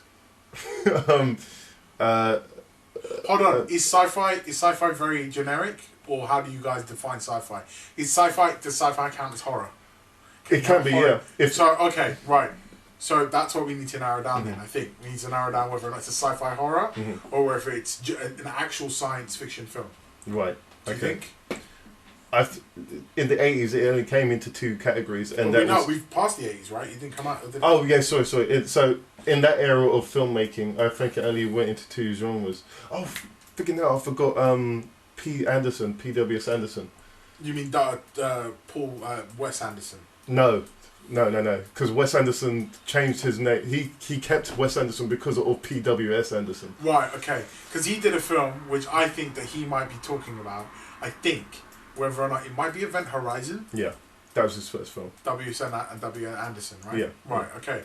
So, what question? Should we say it's a sci-fi horror or is it a horror? Is it horror based? And that'll help us narrow it down, maybe? First of all, how many questions have we used? You've not been writing them down, have you? He has. I've seen it. 8. Okay. 8. So we've got 12 questions left. Yeah. Right. Okay, so I still think Robert Zemeckis has a good play in this, or... Ooh, hold on. So horror, in your definition, right? This isn't a question, direct question. This is just a general question, right? Your definition of horror, because you're saying Robert Zemeckis, and it can't be Back to the Future unless it's Back to the Future Part 3. Oh, right, yeah. Or it could also be The Frighteners. Nah, that's not sci-fi. Well, this is what I'm saying. Does that count as a sci-fi count? Is there anything technological happening in that film? Is there any part of that film where it's not possible to do in a scientific premise? I don't remember. It's Frighteners that way. Okay. But there may be who directed Flatliners. Oh, that was oh god. That's not Cronenberg. I can't remember who directed Flatliners. I've only seen Flatliners once in my whole life. So have I. Very long time ago. But I remember it's a sci-fi horror film that you can do with machines. Yeah. And it came out in the 90s, right? Yeah, it was, 90s. 90s. Okay. I think scruff of the neck of the 90s, yeah. We need to ask a question soon. So, we know it's a sci-fi. I think to narrow down, we need to know whether or not it's sci-fi specific to sci-fi, or it falls into sci-fi horror, sci-fi comedy. Or we just have to ask him. What? If it is it sci-fi horror or sci-fi comedy? No, because that's a very general question. Yeah, but if there are very few sci-fi comedy films, so we can eliminate that. Okay. Is it a sci-fi? What was the question? Is it a sci-fi comedy film or horror? This film has elements of both. Right. What, sci-fi horror and sci-fi comedy? Well, I wouldn't call it either one, but it's got elements of both. Right, okay. Does that make sense? It's got bits that make you laugh, maybe one or two bits that make you jump, but I wouldn't call it a horror. Okay, so no, hold on. Don't waste that question. Scratch that, hold on. That's your first hint. Now. So it's funny? Do we get hints? Yeah, we get 3 hints. We get 3 hints? Yeah. Right, I didn't know that. So it's funny and it's scary? Yes. That's according to Satch, yeah. Funny, scary. There's only... In the last 30 years... There's very few films that come to mind. Yeah. Is Ghostbusters scary? Yeah, it is. Is it? When you're an 8-year-old, Look at for a kid of your eyes and look at the first scene of that film. That scared the crap out of me. Yeah. I really want to ask the question: Is it set in space? Is it set on planet Earth? Do you think we should ask that question? Yeah. Is it set on planet Earth? Yes, it is. Right. Okay. Right. So, I'm going. Who directed Ghostbusters? 2. Ivan Reitman. Is he a famous director? Yes. Yeah. Would you say that's probably? Do you want to take a guess? Should we take a guess? Ghostbusters 2 was 1990, so 89 actually.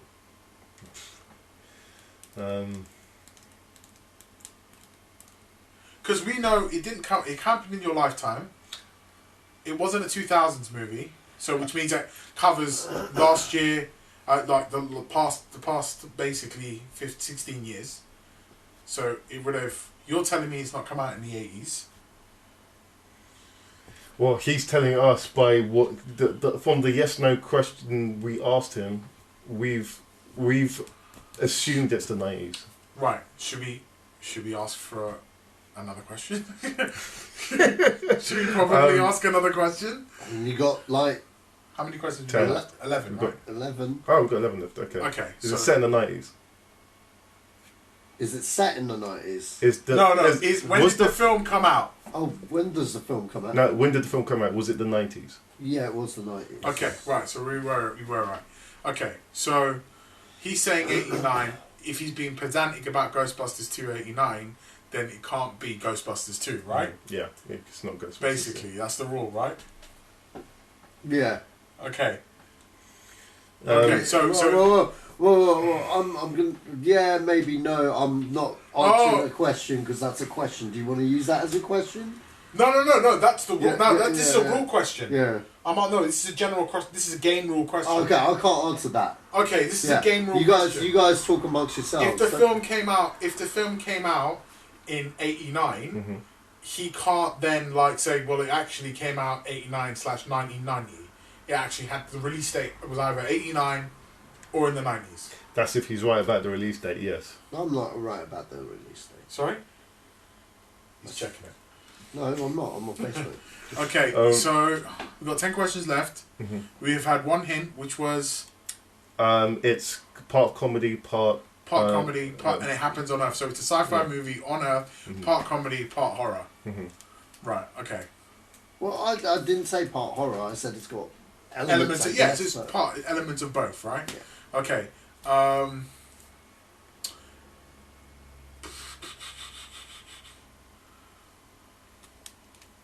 Sci-fi films. I'm just hold on. Can you run the question by me first before you ask it? So I'm going to ask if are there any famous, if the lead characters are famous, or the lead actors are famous. Can you ask instead? Is the lead actor a famous actor now? Right. Okay. Is he still relevant now? Is the lead actor one? Because I don't even know if there is a lead actor in this. Well, you had to because it was the 90s. You had a lead main role unless it was Ghostbusters, which we know it's not going to be because he said it's 89. So it can't be Ghostbusters. What other team-up crew do you know that had like a main cast of main actors? And if he does, then it could be Flatliners because... Well, that's if it's an ensemble cast, and we haven't asked that question yet. Okay. Should we ask that question instead? Yeah. Is it an ensemble cast? Yes, it is. Right, okay. So... It could be... It's not. It's definitely not Flatliners because there's no comedy in Flatliners whatsoever. Okay, but Frighteners is. Frighteners has an ensemble cast, right? I can't remember Flatliners very well. Frighteners. And Frighteners. and all I remember is Michael J. Fox. Oh, dude, hold on a minute. Addams Family? No.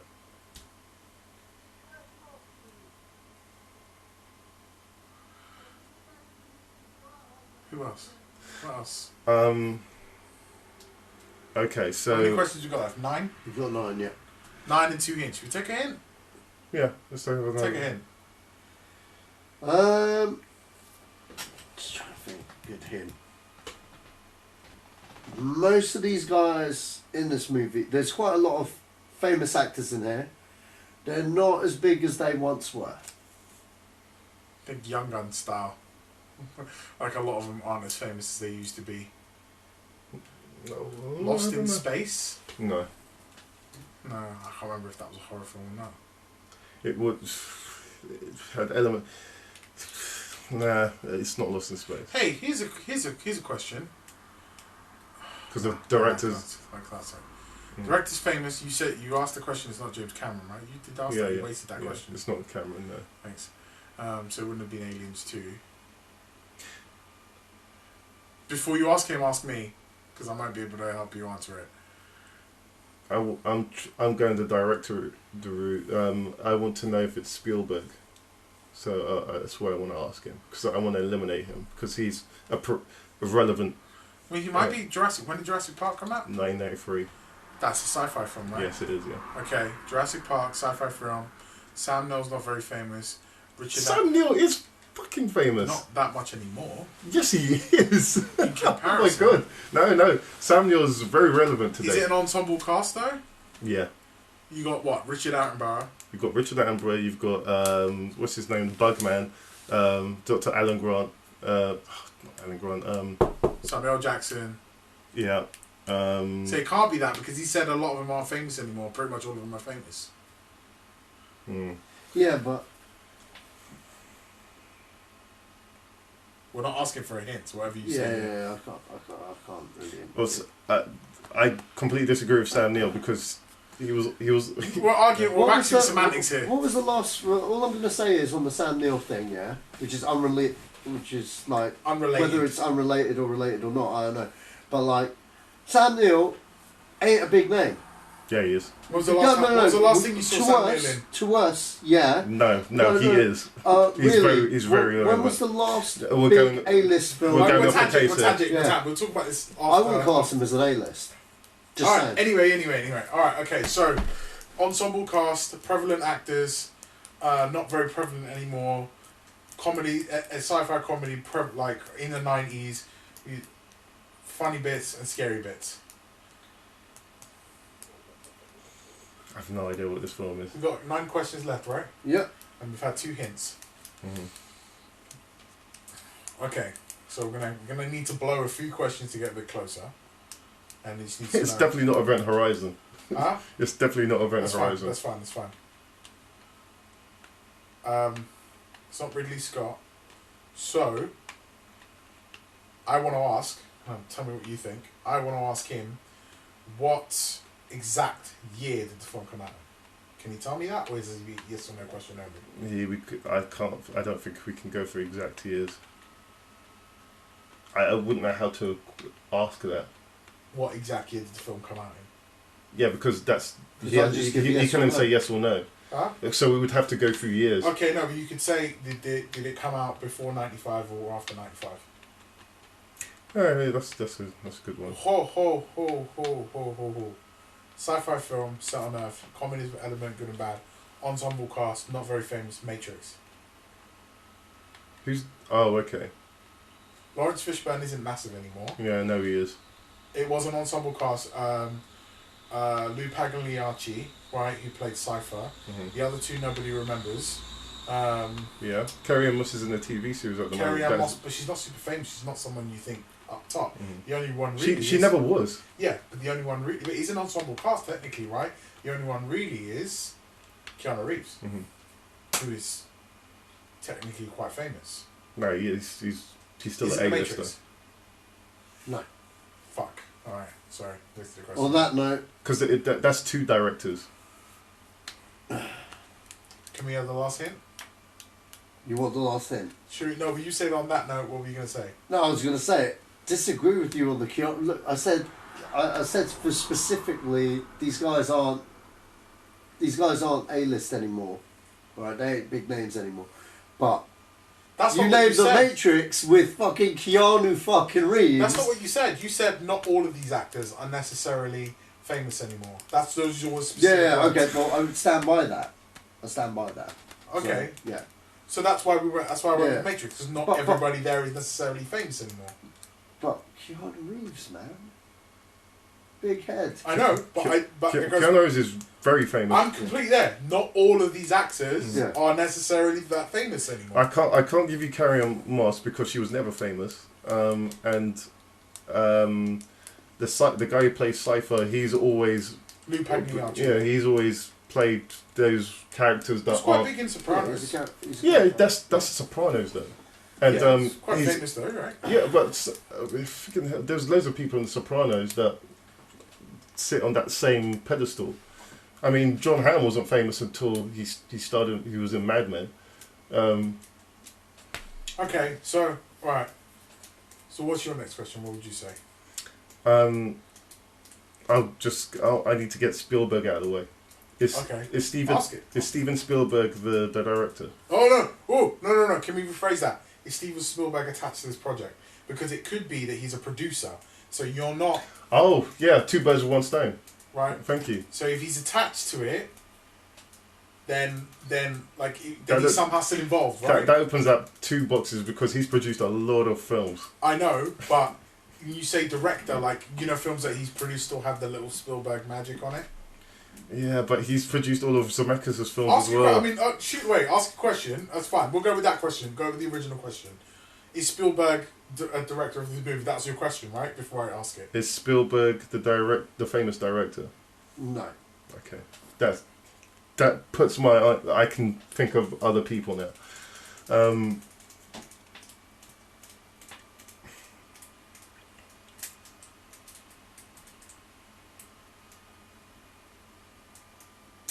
So you've got Roland Emmerich as well.